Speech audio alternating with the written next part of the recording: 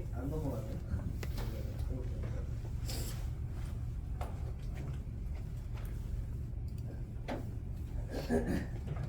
저는 그 미대를 나왔고요. 이제 디자이너로 굉장히 오랫동안 직장 생활을 하다가 창업을 총 지금까지 3번 정도 했습니다. 3번 했고 2번은 시원하게 말아먹고 가장 마지막 게 좀 잘 돼서 지금 현재는 온라인 셀러로 1인 기업처럼 운영을 하면서 그다음에 이제 저 같은 셀러들을 양성하기도 하고 조합을 만들어서 이제 같이 활동을 하는 그런 활동을 하고 있고요. 그래서 저는 뭐 직업전문학교에서 교수로도 있어왔고 여러 가지 활동을 했었는데 제가 뭐 창업가 정신이라고 좀 어떻게 보면 굉장히 거창한 주제를 맡아달라 해서 처음에 많이 좀 주저하게 됐습니다. 제가 뭐 창업을 뭐 엄청 성공적으로 하는 사람도 아니고 근데 이제 다만 제가 조금 그래도 이런 건 들려드릴 수 있겠다고 생각했던 게 실패 사례가 있으니까 이렇게 하면 창업 절대 실패하게 된다. 이제 그런 것들도 하고 운이 좋게도 마지막에 이제 코로나 직전에 했던 온라인 셀러 사업이 잘 됐어요. 근데 이제 그게 저는 앞에 2번의 창업에서의 실패 경험이 바탕이 됐다고 하거든요. 그래서 이제 그런 교훈을 아무래도 제가 뭐 이 창업가 정신이라는 주제가 워낙 광범위하기 때문에 그걸 다 다룰 수는 없고 제 이야기를 좀 중심으로 해서 좀 대표님들한테 도움이 될 만한 이야기들을 좀 준비해봤습니다. 예, 그래서 한 50분 정도 강의하고 잠깐 쉬었다가 또 이제 이거 시작 보내드릴게요. 창업가 정신이라고도 하고 뭐 기업가 정신이라고도 하는데 이게 이제 뭐 제가 정의를 제가 내릴 수는 없고 그래서 제가 이제 자료를 좀 찾아봤어요. 창업진흥원의 그 창업에듀라는 사이트 있는데 거기서 이제 좀 찾아봤더니 기업가란 새로운 시장을 개척하고 시대적 변화에 대응하면서 창조와 혁신을 통해 기업의 모든 요소를 만들어가는 사람. 저는 좀 이렇게 너무 거창한 것 같긴 한데 그리고 기업가 정신은 개인의 이윤 추구만이 아닌 사회적 책임까지 고려한 목표 달성을 위하여 위험을 감수하고 지속적으로 변화와 혁신을 추구하는 창조적이고 조직적인 행동. 이렇게 정의가 돼 있더라고요. 물론 이제 이게 아마 보편적인 창업가 정신 또는 기업가 정신이라고도 할 수 있을 것 같습니다. 그래서 보통 우리가 이렇게 창업을 한다고 할 때 근데 이제 한국에서의 그 창업에 대한 이미지가 어떠냐는 걸 이제 보니까 별로 그렇게 좋지는 않습니다. 사실 창업이 대표님들 아까 앞에서 말했던 것처럼 이렇게 뭐 이윤 추구랑 사회적 책임이랑 뭐 변화와 혁신을 위해서 창업을 하시는 분들이 그렇게 많을까?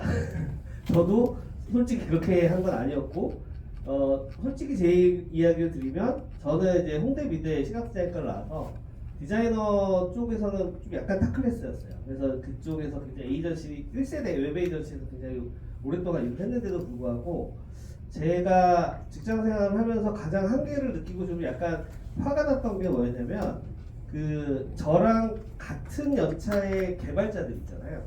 그 프로그래머랑 디자이너의 처우가 엄청나게 차이가 나는데 그 차이가 점점 해가 지나갈수록 벌어지더라고요. 그래서 야 여기서 이렇게 오랫동안 일을 내가 할 수 있을까? 그런 생각을 했다가 이게 제가 창업을 진짜 해야겠다는 생각이 딱 들었던 게 언제였냐면 그 업계에 제가 1998년도에 이 업계에 뛰어들었는데 그 후에 2008년도에 3년차 웹디자이너를 좋은 사람을 구해달라는 이렇게 오퍼를 받았어요. 아는 사람 중에 있냐 후배 중에. 그래서 얼마 줄 수 있는데 그랬더니 그게 그때 그 연봉을 주고 제가 깜짝 놀랐었거든요.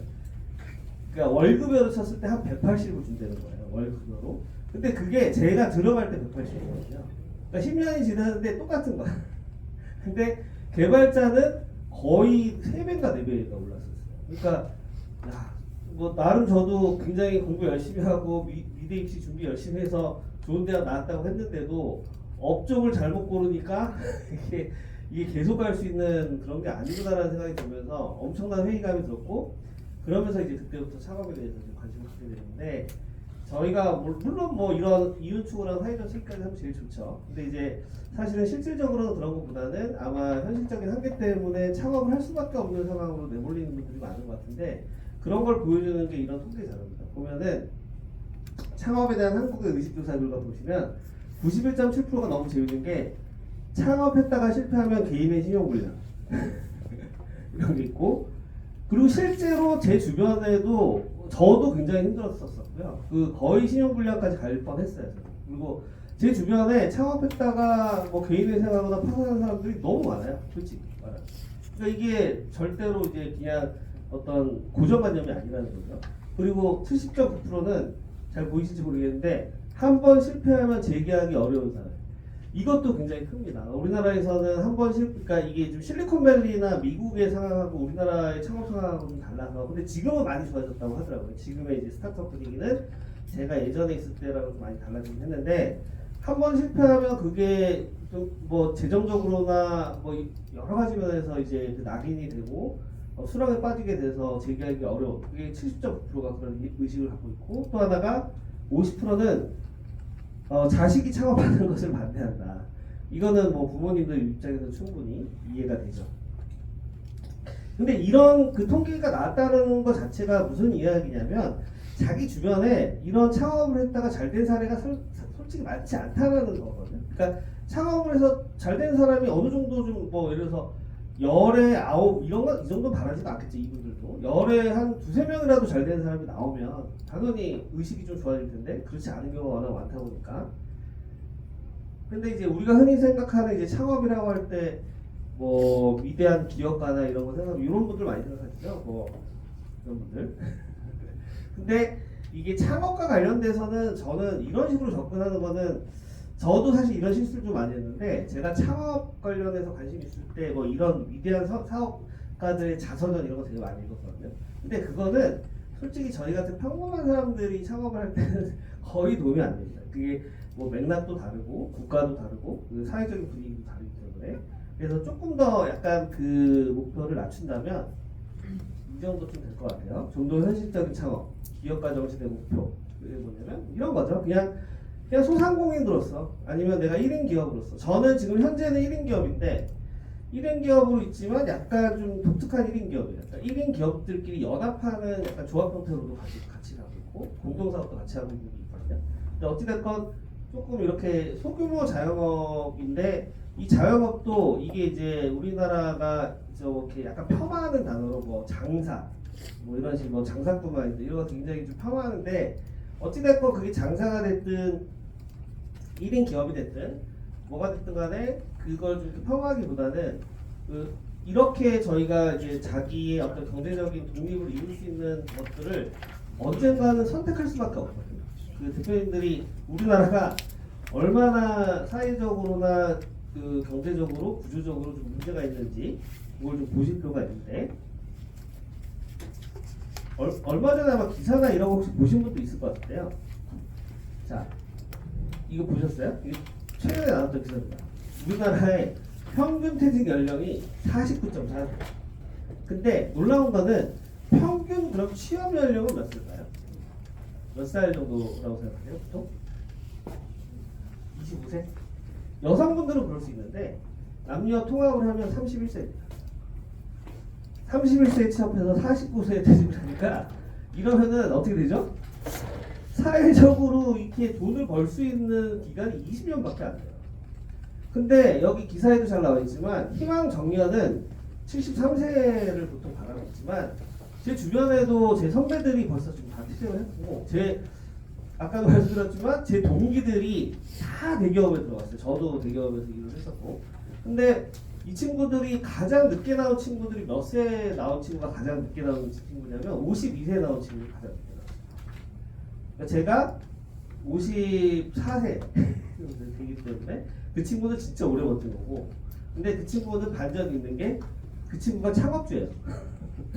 창업주니까 52세까지 일을 하고 왔고, 직장을 다녔던 친구들 중에 50대까지 버텼던 친구는 거의 없습니다. 제 친구들 중에. 그러니까 근데 그 친구들의 그 어떤 뭐라고 그러죠? 우리나라 학벌 뭐 이런 거 되게 따지잖아요. 학벌이나 스펙. 그러니까 디자인 업계에서 학벌에서 스펙을 볼 때 제 동기들이나 저는 거의 최고 레벨이었어요. 그런데도 49세, 50세에서 다 튀어나간 거예요. 그래서 보면은 제 친구들 그럼 뭐 하고 있냐? 뭐 강사하는 분들이 있고, 뭐 여러 가지 이제 자기 자영업 하시는 분들이 있는데, 안타깝게도 개인 디자인 에이전시 한 친구들 중에 망한 친구들이 또 많아요. 이게 그래서 굉장히 창업이라는 게 만만치가 않은데, 이제 우리나라에서는 근데 이게 예를 들어서 저는 우리나라가 경제구조적으로 봤을 때 웬만하면 회사에서 좀 오래 있는 게 제일 낫다고 저는 솔직히 생각을 합니다. 그게 좀 어렸을 때 이제 창업을 하는 사람들도 있겠죠. 근데 이제 미국의 창업의 어떤 연령대를 보면 20, 30대 창업을 정말 많이 하거든요. 20, 30대 창업을 되게 많이 해요. 근데 우리나라는 창업 연령이 좀 짐작하시죠? 언제가 많을 것 같으세요? 예, 40대, 50대가 창업이죠.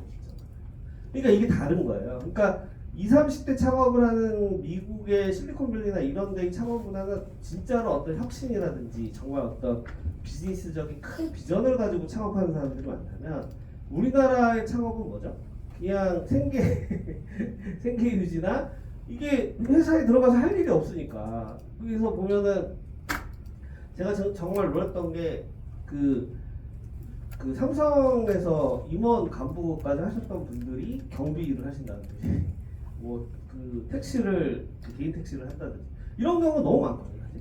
그러니까 이제 이런 어떤 현실적인 문제가 있기 때문에 저희가 좋거나 싫거나 창업은 한국에서는 준비를 하시긴 하셔야 됩니다. 근데 저는 창업 경력이 좀 많아요. 그게 제가 어떻게 이게 뭐 경력을 다 쓸 수 없어서 제가 그냥 간단하게 이렇게 발표를 했지만 제가 어떻게 했냐면 제가 직장 생활 한 8년 일하고 창업해서 쫄딱 망하고 또 다시 직장 생활하고 그 다음에 한 2, 3년 하다가 돈 모아서 창업하고 또 쫄딱 망하고 또 다시 직장 들어가고 이런 식으로 했거든요. 그렇게 했기 때문에 좀 버틸 수가 있었던 거예요. 그러니까 제가 어차피 그래도 저는 약간 디자인이라는 전문적인 직업이 있었으니까 좀 급여 수준을 낮춘다든지 하면 어디라도 들어가서 기어 들어갈 수 있었기 때문에 그렇게 하긴 했는데 근데 와 그 저 같은 경우도 제가 뒤에 이제 제 사례를 좀 말씀드리긴 할 건데 한 번 창업했다가 실패하니까 이 데미지가 진짜 오래 가더라고요. 제가 그 겨우겨우 이렇게 모아놓았던 한 8천만 원 정도를 제 지인들하고 해가지고 거의 1억에 가까운 돈을 카페 사업에 투자했다가 1년 만에 보기 좋게 거의 폐업을 하고 그때 그 한 8천만 원 정도 되는 돈이 또 전부 제 돈은 아니었거든요. 한 2, 3천은 적어도 또 이제 레버리지를 써서 대출 받아서 한 거고 5천 원 정도는 제 돈이었는데 재밌는 게 3천, 4천을 빌리는 건 너무 쉬운데 갚는 건 굉장히 어려운 거 아시죠? 갚는 건 굉장히 어렵습니다. 그리고 제 후배는 더 힘들었던 게 1억 정도에서 거의 한 7, 8천을 빌렸어요. 그러니까 그 친구는 그거 갚는데 거의 한 10년 걸렸다고 하죠. 그러니까 이게 한번 미끄러지면 이거를 복구하는데 너무 오래 걸리기 때문에 그렇다고 해서 창업을 이렇게 현실적인 상황에서는 창업을 분명히 해야 된다는 건 아는데 언제 해야 되고 또 어떻게 가장 안전하게 할 수 있는지에 대해서 굉장히 제 때는 사실 그 유튜브 같은 것도 없었고 좋은 정보를 찾을 수 있는 데가 너무 없었기 때문에 그래서 시행착오가 되게 많았는데 그래도 대표님들은 좀 다행인 게 요즘에는 이런 좋은 콘텐츠도 많고 이렇게 교육하는 그런 이런 광고회사에서 교육도 하고 그 다음에 잘 찾아보시면 정말 좋은 컨설팅을 해주는 업체라든지 이런 데도 많아요. 그래서 최대한 대표님들이 창업을 할 때 제가 뒤에도 계속 반복해서 말씀드리겠지만 그 대표님들의 리스크를 가장 이렇게 최소화시키는 데서 좀 명확하게 창업을 하지 않으시면 한국에서는 창업 잘못했다가는 큰일 납니다. 그리고 또 여기서 약간 딜레마가 생기는 부분이 또 있습니다. 무슨 얘기냐면 보통 한 50대, 60대 정도의 이제 대기업이나 이런 데를 다니시다가 퇴직을 하면 뭐 퇴직금 한 2, 3억 정도 받고 나오시는 분들 많은데 그런 분들이 창업을 할 수밖에 없잖아요. 그래서 가장 많이 하는 게 뭘까요? 그게 뭐 개인 창업 중에서도 뭐 치킨집, 뭐 그렇죠, 뭐 카페, 치킨집. 그러니까 통틀어서 그런 걸 뭐라고 하냐면 이제 프랜차이즈를 많이 하죠. 프랜차이즈가 왜냐면 그 시스템이 되게 잘 돼 있잖아요. 뭐 내가 뭐 따로 막 어디 가서 배우고 그럴 필요 없이 그 아주 그 구조적으로 잘 돼 있기 때문에. 근데 프랜차이즈가 그것도 정답이냐 하면 또 그것도 아니에요, 사실은. 왜냐하면 프랜차이즈도 문제가 굉장히 많습니다. 근데 어찌됐건 프랜차이즈를 가장 안전하다고 생각하니까 그래도 다른 거에 비해서 어찌됐건 이제 그런 식으로 하시는데 그 2, 3억이라는 돈이 프랜차이즈에 투입될 때 보통 가맹비부터 해서 인테리어비 시설비 다 하면 2억 넘어가는 거 아니죠? 그 보통 메가커피나 컴포즈 커피 같은 것만 해도 2억은 기본적으로 들고요. 그리고 이제 거기서 뭐 보증금 같은 거 뭐 나중에 받을 수 있으니까 그렇지 하는데 결국 거기서 최대한 살아남지 않으면 그 맨 마지막 시드머니라고 할 수 있는 퇴직금이 날아가 버리는 게 되기 때문에 근데 그게 어떤 점에서 되게 또 불리하냐면 그분들이 뛰어드는 저희가 카페 사업을 했잖아요. 제가 지금은 카페 사업을 거의 이제 폐업을 했지만 실제로는 1년 만에 폐업을 했지만 사실은 2년을 한 거예요. 왜냐면 그 창업을 하기 전에 저도 나름대로 준비를 많이 했던 게 창업을 하기 전에 1년 동안 일을 했었거든요.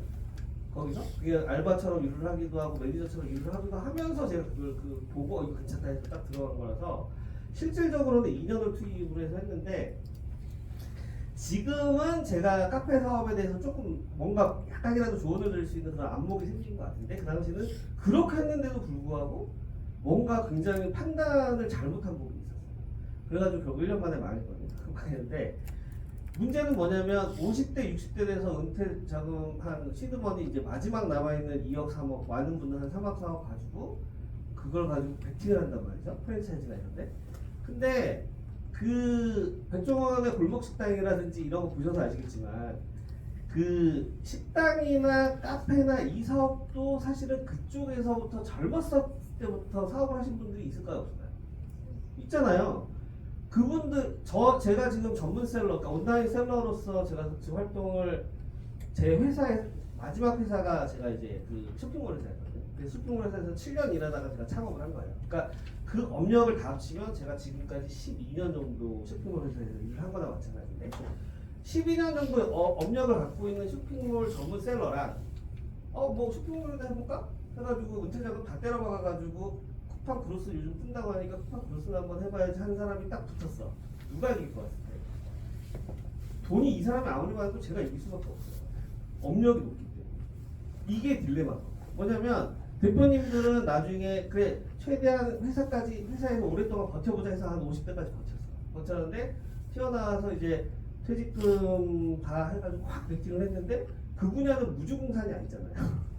그 분야는 그 분야대로 젊었을 때부터 굴렀던 사람들이 다 딱 하고 버티고 있는데 그냥 프랜차이즈에만 내가 업어타면 이 시장에서 얼마든지 살아남을 수 있을 거라고 착각하는 분들이 생각보다 너무 많은 거예요. 저도 이제 컨설팅을 많이 하는데 그래서 제가 그런 거 되게 냉정하게 얘기를 해드려요. 그거는 대표님의 엄청난 착각이다. 메가커피나 컴포즈 커피가 대표님의 생존을 보장해 주는 게 아니다.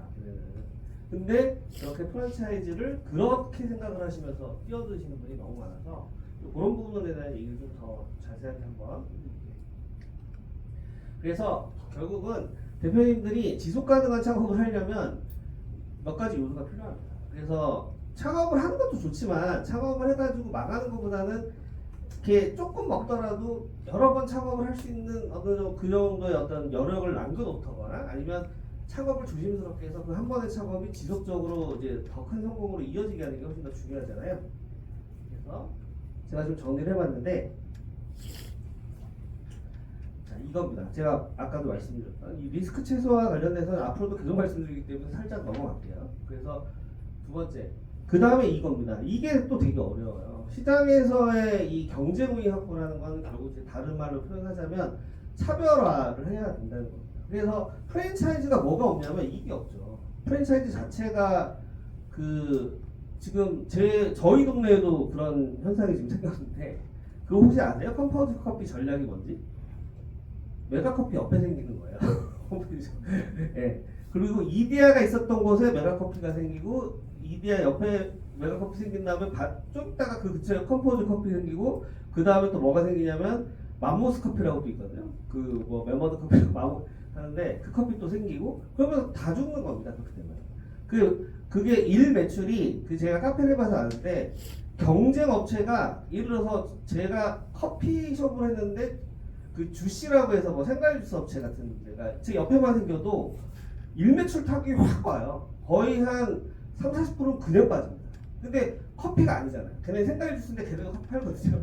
그러니까 약간 연관하는 그러니까 완전히 그 똑같은 업종이 아닌데도 영향을 받는데 똑같은 업종이 바로 옆에 들어오면 그래서 요즘에 이디야 커피가 거의 한 달에 700개, 800개씩 계속 사라지고 있는데 왜 그러냐면 이디야 커피가 예전에 메가커피나 컴포즈 커피가 없었을 때는 거기가 상대적으로 저가 커피였어요. 근데 메가커피가 거의 1,500원인데 이디야 커피 3,000원이거든요. 대표님들 3,000원 주고 이디야 커피에서 사시겠어요? 스타벅스에서 사시겠어요? 그 메가커피에서 사시겠어요? 스타벅스를 아예 가든가, 그렇잖아요. 이데아를 사든지 다시 스타벅스를 가든가, 그리고 그냥 메가커피를 사죠. 아니면 메가커피도 안심할 수 없는 새로운 커피 브랜드가 또 생긴 게 뭐냐면, 생긴 건 아니고 편의점 커피입니다. 편의점 커피가 1,000원에서 990원 정도 하는데, 편의점 커피 먹어보신 분들 아니죠? 저는 커피 맛을 좀 볼 줄 알잖아요. 제가 약간 놀란 게 커피가 맛있어요. 특히 CU나 GS 같은 경우는 원두가 좋아.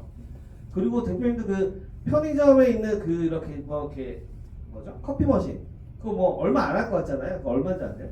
CU에 그 들어가 있는 거. 그거 그냥 원두가 위에서 놓고 이렇게 해주니까 엄청 쌀 것 같죠? 2천만 원입니다. 2천만 원. 그러니까 굉장히 비싼 거예요. 근데 그래서 저는 메가커피도 요즘에 안 가요, 솔직히. 그냥 CU 가서 해도 그게 훨씬 더 싸고 맛있으니까. 그리고 얘네가 그 990원 할인 행사를 뭐 한시적 행사라고 하면서 맨날 해. 그래서 2달 했다가 한 달 쉬고 2달 했다가 한 달 쉬고 이렇게 하거든요. 그러니까 거의 990원인 거야. 그러니까 이 경제요인이라는 게, 경제요인은 여러 가지 요소가 있습니다. 가격적인 요소도 있을 수 있고 위치적인 요소도 있을 수 있고 다 있는데, 어찌됐건 자영업자분들이 가장 좀 쉽게 접근하는 게 결국 다 경쟁이거든요. 가격을 어떻게든 승부 보려는 분들이 많아요. 제가 이제 위탁셀러, 저는 이제 그 온라인 셀러 중에 사입도 하고 뭐 위탁도 해서 팔긴 하는데 거의 90%는 위탁으로 팔고 있어요. 위탁이 뭐냐면 사입을 하지 않고 상품 정보만 받아가지고 일단 오픈마켓이나 여러 몰에 올린 다음에 판매가 되면 그때 이제 발주를 합니다. 발주를 넣으면서 그때 정산을 해줍니다. 그러니까 선사입이 아니기 때문에 리스크가 굉장히 적어요. 안 팔리면은 내가 그냥 아무런 손해가 없는 거죠. 팔리면 좋은 거고 안 팔리면 아무런 손해가 없는 거죠. 제가 왜 위탁이라는 형태의 이런 그 온라인 셀링을 했는지 좀 이해가 되시죠? 이것 때문에 그래요. 제가 사업을 해보면서 선투자가 리스크로 돌아오는 경우가 너무 많다는 걸 2번이나 듣고 보니까, 내가 이제 3번째 창업을 할 때는 절대로 큰 돈으로 내가 먼저 투자하는 거는 안 할 거야 라고 제가 결심을 한 상태에서 굉장히 여러 이제 그 사업 모델을 알아봤다가, 저 같은 경우는 위탁 판매가 굉장히 많아서 이쪽으로 온 건데, 어찌됐건 저희같이 온라인 셀링을 하는 분들조차도, 제가 이제 그 다녔던 회사는 그렇게 큰 규모 회사는 아니에요. 직원이 4명 5명 정도 있었고, 대신 이제 우리 회사 대표의 형님이 엄청나게 큰 회사를 하고 있어요. 거기 어떻게 보면 이제 빌붙어 있는 회사였는데, 피트니스 클럽의 그 운동기구를 납품하는 회사면서 온라인으로도 물건을 파는 회사인데, 그 회사의 연매출이 200억이면 300억. 그러니까 굉장히 규모가 큰 회사였고, 그래서 제가 여기서 일을 하면서 그 피트니스 클럽 운동기구 회사의 전반적인 그 브랜딩이라든지 상세 페이지 이런 것도 다 제가 작업을 해줬거든요. 그러면서 배운 게 되게 많아요. 두 형제가 공통적으로 하는 얘기가 뭐냐면, 유통에서 가장 하수가 뭔지 아세요? 그런 얘기는 가격으로 승부 보려고 하는 거예요. 그런 얘기를 딱 하는 거예요. 근데 저는 그때 당시만 해도 제가 뭐 온라인 유통을 그렇게 잘 이해를 못했기 때문에, 보통 온라인 셀링이든 오프라인 셀링이든 가격으로 먼저 승부를 보려고 하잖아요.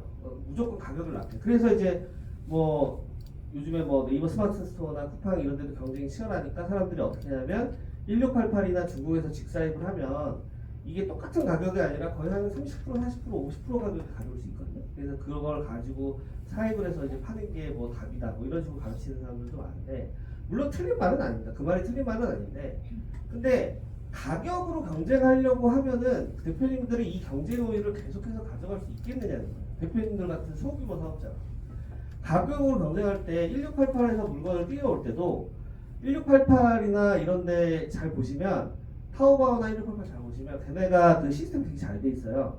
MOQ를 몇 개를 가져오느냐에 따라 가격이 확 떨어져요.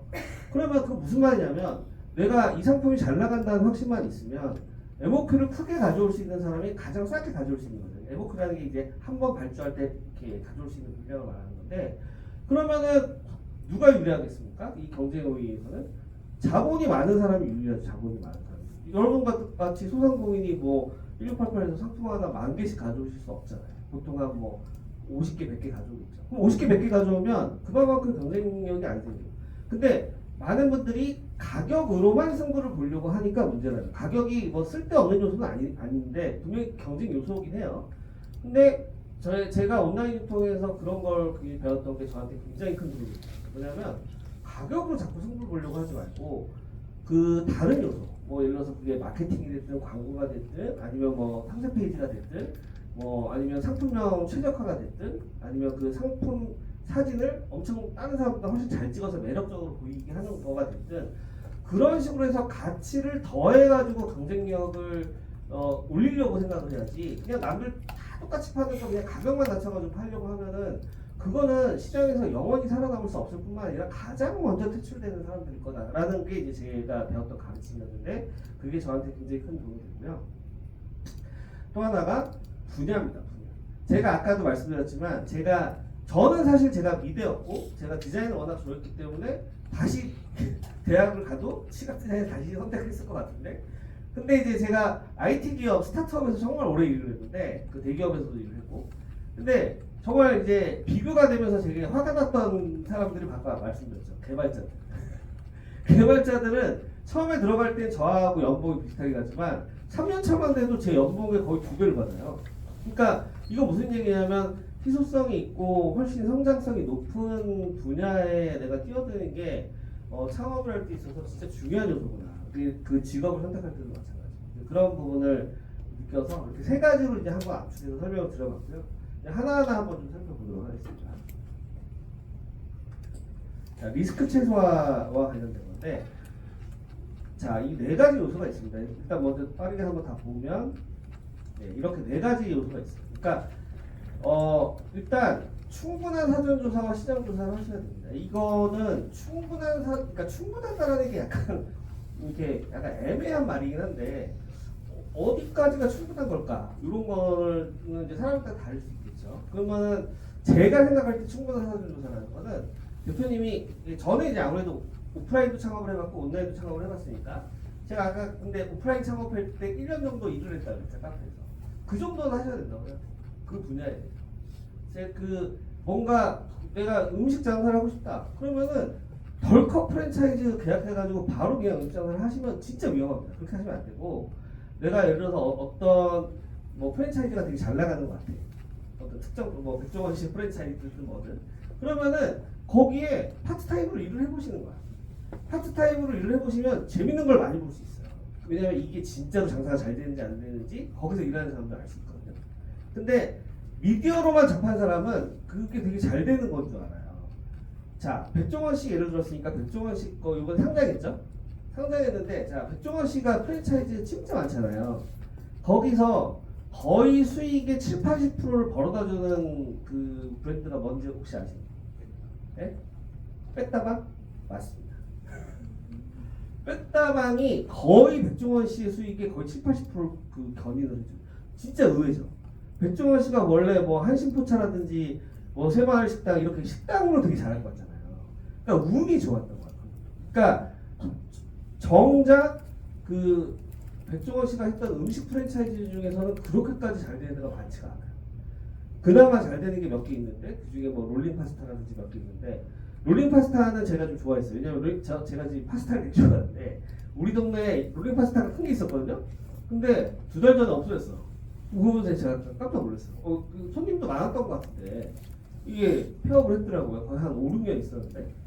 그러니까 이 모르는 거예요. 그래서 직접 들어가서 일을 해보면 아 여기가 진짜 돈을 벌고 있구나 안 벌고 있구나 알 수. 그러니까 예를 들어서 대표님이 정말 어떤 프랜차이즈에 꽂혔어. 그러면은 덜컥 하지 마시고 그리고 뭐 제가 이런 얘기를 했더니 무슨 뭐 프랜차이즈 그럼 시장 조사 얼마나 잘 되는지 그 주변에다가 진을 치고 앉아서 막 이렇게 상사처럼 사람들이 몇 명 오는지만 그런 걸 말하는 그렇게 하는 거는 알 수가 없고요.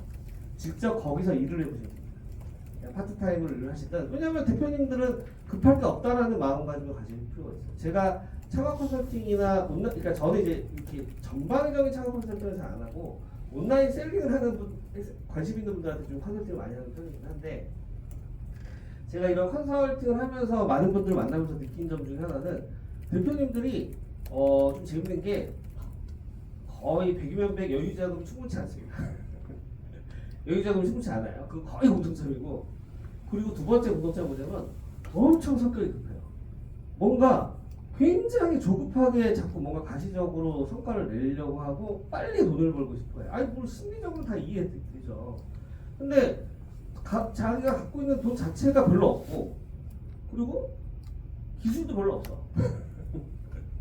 그러니까 이제 제가 온라인 셀링 같은 경우로 예를 들면 그 뭐 이쪽 온라인 셀링 관심 없는 분들 잘 모르시겠지만 사실은 이런 온라인으로 뭔가를 파는 거와 관련된 컨텐츠들이 유튜브에 진짜 많아요. 유튜브에 보면은 뭐 좀만 뭐 하면은 뭐 월천을 버네 뭐 좀만 하면은 로켓크로스 1억을 벌었네 이런 컨텐츠들이 진짜 막 발에 채일 정도로 많거든요. 현실이 진짜 그럴까요? 저는 그 진짜로 우리나라 도매매에서 제가 이제 교육도 하고 도매매 상품들도 많이 갖다 팔고 뭐 온채널이나 이런 데 상품도 많이 갖다 파는데 도매매에서 정말로 잘 파는 셀러들하고도 친분이 많고 거기서 수십 년 온라인 유통한 사람들하고도 다 친해요. 얘기를 들어보면 그 사람들 한결같이 하는 얘기가 유튜버들 엄청 욕하거든요. 그 새끼들은 완전 거짓말로 먹고 사는 애들이라고. 왜냐면 월천 버는 사람들이 그렇게 많지 않아요. 생각보다. 실제로 그게 얼마 전에 통계조사에 나왔었어요. 얼마 전에 1인 기업 중에 그 이제 그 신고를 할 거 아니에요. 소득세 신고해서 1인 기업 중에 월천 이상 소득이 되는 사람이 얼마 전에 통계가 나왔거든요. 이게 통계청에서 1인 기업이에요. 대신 이제 이거는 한계가 있는 게 1인 기업에 국한했다는 건 좀 한계가 있는데 근데 유튜브에 보면 1인 기업 중에 월천 버는 사람들이 너무 많잖아요. 그러면은 대표님들이 생각할 때 1인 기업 중에 월천 정도 버는 사람들이 몇 프로 정도 될 것 같으세요? 한번 말씀해 주실래요? 대략? 5%? 10%? 또 1인 기업에 국한했어요. 또 10%? 5%? 1.3%입니다. 그게 현실이에요. 그러니까 월천 버는 사람이 생각보다 적다는 거예요. 그게 맞아요, 제가 봐도. 왜냐면 그렇게까지 많지 않아요. 근데 유튜브에는 너무 많아. 그러니까 유튜브에서 보여주는 세상과 대표님들 그 현업에 있는 전문적으로 그 바닥에서 일을 하는 사람들한테 물어보는 정보가 갭이 굉장히 큽니다. 그래서 그런 걸 꼭 아셔야 돼요. 그래서 어찌됐건 이제 이어서 설명을 하면 충분한 사전 조사를 하셔야 되고 그 다음에 무리한 선행 투자를 진짜 조심하셔야 돼요. 이게 이제 특히 이건 오프라인 창업과 연관되어 있는 경우가 더 많죠. 온라인도 마찬가지예요. 온라인은 요즘에 그 뭐 쿠팡 그로스가 워낙 잘 된다는 얘기가 유튜브에 많아가지고 쿠팡 그로스가 결국 뭐냐면 그 쿠팡의 로켓 배송 시스템을 활용해서 사입을 해서 넣어버리는 거예요. 근데 로켓하고 그로스는 어떤 차이가 있냐면 로켓 같은 경우는 그걸 집어넣었을 때 CS라든지 고객 응대를 다 쿠팡에서 해주는 게 로켓이고 그로스는 뭐 고객 응대나 CS는 그 셀러가 해야 되는 거예요. 그 차이가 좀 있습니다. 근데 어찌됐건 그로스를 하든 뭐 로켓 배송을 하든 이런 것도 선행 투자가 많이 들고 그다음 오프라인 사업은 말할 것도 없죠. 일단 오프라인 사업 같은 경우는 인테리어 비용 뭐 보증금이야 나중에 받을 수 있다는 건 없지만 뭐 가맹비, 인테리어 비용 시작해서 인건비도 엄청 들고 그러니까 이런 거를 잘 이렇게 보셔야 되는데 요거는 좀 좋아진 게 요즘에 유튜브에 이런 좋은 정보들을 알려주는 채널들이 많이 생겼어요. 조금 더 보여드릴게요. 그 다음에 세 번째 고정비비 인건비 계산 이것도 같은 맥락입니다. 그러니까 생각보다 대표님들이 생각한 것보다 수익률이 마진율이 높지가 않아요. 모든 산업. 근데 대표님들은 굉장한 환상을 갖고 있어요. 자, 제가 여기서 또 한 번 퀴즈를 낼게요. 쿠팡의 영업이익이 몇 프로일까요? 최근 기록 2020년. 쿠팡이 적자를 탈출한 지는 꽤 됐어요. 한 2년 전인가 3년 전으로 적자를 탈출했는데 쿠팡의 영업이익이 몇 프로 정도 되는 것 같아요? 영업이익. 쿠팡은 매출 엄청 크죠? 네? 1.5%입니다. 그리고 온라인 유통업체들 그러니까 제가 있었던 회사가 1차 벤더라고요. 1차 벤더가 뭐냐면 저희는 그 LG 생활건강 제품들을 팔았어요. LG 생활건강의 그 화장품부터 뭐 샴푸 이런 거 되게 많죠. 그 브랜드 제품하고 백셀이라는 그 건전지 회사의 제품을 이제 저희가 파는데 이 온라인 유통 구조가 1차 벤더가 있고 1차 벤더에서 뿌려주는 2차, 3차 벤더들이 있어요. 근데 1차 벤더는 어떤 특징이 있냐면 혜택이 좀 많아요. 일단 가격적인 부분도 그렇고 가격을 가장 싸게 받겠죠. 얘네가. 근데 여러분들이 생각하는 것보다 그렇게 가격은 싸게 받는데 재밌는 게 뭐냐면 그 LG 생활건강 제품 뭐 이게 LG 생활건강 어떤 화장품이라고 치면 이게 소비자가가 10,000원이야. 그럼 1차 벤더는 한 뭐 예를 들어서 6,000원 정도에 받을 수 있다고 쳐요. 그러면은 내가 10,000원짜리를 6,000원에 받으니까 아 나는 이거 7,000원에만 팔아도 이득이잖아요. 그래서 가격을 그렇게 올릴 수 있을까요? 없을까요? 1차 벤더 아무리 1차 벤더라고 해도 못해요 그렇게. 왜냐하면 뭐에 걸리죠? 가격 준수 그 정책에 걸려요. 그래서 내가 이거를 7,000원에 받아도 9,000원까지밖에 못 깎는 거야. 그러면은 내가 팔리면은 마진이 많은 건 사실이나 판매 당시에서의 이점이 있나요? 없나요? 거의 없어요. 2차, 3차 밴드랑 똑같은 가격으로 팔 수가 없어요. 그게 굉장히 큰, 그러니까 브랜드 상품들은 그런 게 굉장히 그 마진율이 작다는 그런 얘기예요. 그래서 저희 같이 1차 벤더들 제가 파주에서 일을 했는데 그 파주에 이렇게 여러 업체들이 있었어요. 그 여러 업체들 사장님들 갖고 이제 서로 모이고 뭐 싶다고 해서 제가 이제 가서 많이 물어보는데 대표님도 연매출 거의 한 20억, 30억 하는데 얼마 벌고 마진율이 얼마 되는데요? 한 영업이익 대충 하면 5% 안 될걸? 다 그래요. 5%가 안 된다. 왜냐하면 그러니까 생각보다 대표님 근데 이제 제가 온라인 셀링을 처음 하는 분들한테 그 얘기를 이제 물어봐요. 대표님들 요 사업을 해서 얼마 정도 마진을 얻으시면 만족하시겠어요? 하면 막 아주 한 30%는 벌 수 있지 않을까요? 그러니까 마진에 대한 개념이 너무 달라. 그래서 실제로 대표님들 어느 영역이든 간에 실제 실마진을 보시면 굉장히 큰 차이가 있습니다. 그래서 물론 저 같은 경우는 위탁으로 하지만 한 10에서 15% 벌거든요. 그러니까 사입을 안 하는 거 치고는 굉장히 많습니다. 왜 그러냐면 저는 이제 비브랜드 자파 상품을 하다 보니까 마진율을 좀 많이 가져가고 있고 그 제가 취급하는 상품들 중에도 브랜드 상품들이 있는데 브랜드 상품은 그렇게 못 가져가요. 한 5%에서 10% 정도 그 정도가 가져가고 있고 그리고 예상 매출과 마진율로 계산하셔야 됩니다. 이게 다 어떻게 보면 하나의 내용입니다. 이 리스크 최소화를 하기 위해서 대표님들이 얼마를 벌 수 있고 그리고 목표한 그 매출이 있을 거 아니에요. 그래서 대표님들이 예를 들어서 이것도 모르시는 분들이 많은데 급여상으로 한 세후 수령액이 한 300 정도를 받으시는 월급을 받았던 이제 직장생활 하셨다가 대표님들이 자영업을 딱 했어. 그러면 실질적으로 대표님이 자영업을 했을 때 월 300을 가져가는 직장인하고 거의 똑같은 수준의 수익을 가져가려면 월 순수익이 대략 얼마 정도 돼야 이게 300이랑 거의 동일한 가치가 있는지 혹시 아시는 분 있으세요? 다시 네? 500이요? 근사치입니다. 근사치. 또 이게 이것저것 다 끼면 거의 600 버셔야 돼요. 600을 버셔야 여기서 300 정도 버는 효과가 있어요. 네. 세금이랑 이런 거 다 계산해 보시면 이것도 몰라요. 그래서 자영업을 했는데 내가 회사에서 300을 받았는데 내가 자영업을 했는데 300을 가져가. 와 그래도 성공이다 이렇게 생각하시는 분이 있는데 성공이 아니라 회사에서 150 받는 거랑 똑같은 효과가 있는 거예요. 그러면은 근데 내가 회사에서 300을 받았는데 자영업을 했는데 200을 벌고 있어. 그러면 어떻게 하는 게 낫죠? 그냥 회사를 쭉 하시겠지.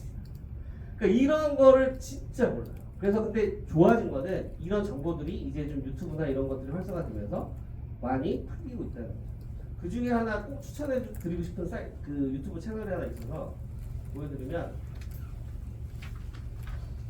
여기입니다. 자영업 다이어리라고 메모해서 한번 보세요.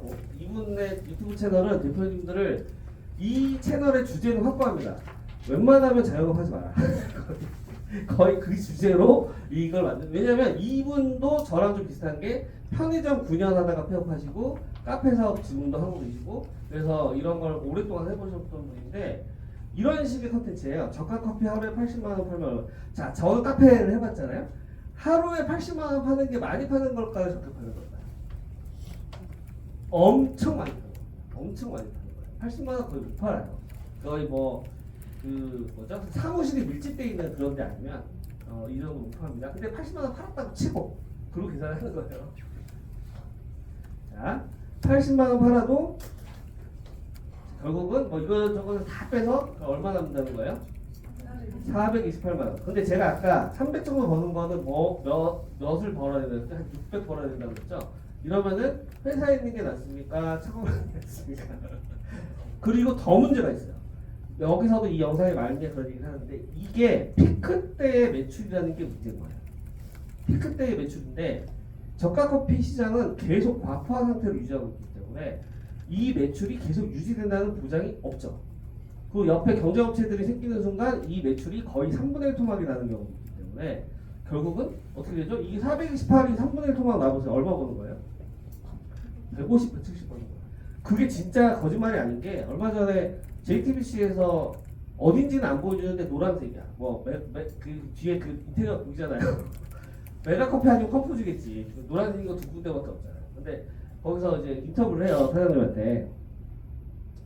이렇게 엄청 잘 됐는데 그래서 이거 이렇게 해가지고 사장님 얼마 가져가세요? 그러니까 자기가 알바랑 뭐 직원 다 빼고 하면 한 달에 겨우 하루도 못 쉬고 14시간 15시간 일해서 한 달에 300 가져갑니다. 딱 그러니까 이 경우보다도 못한 거예요.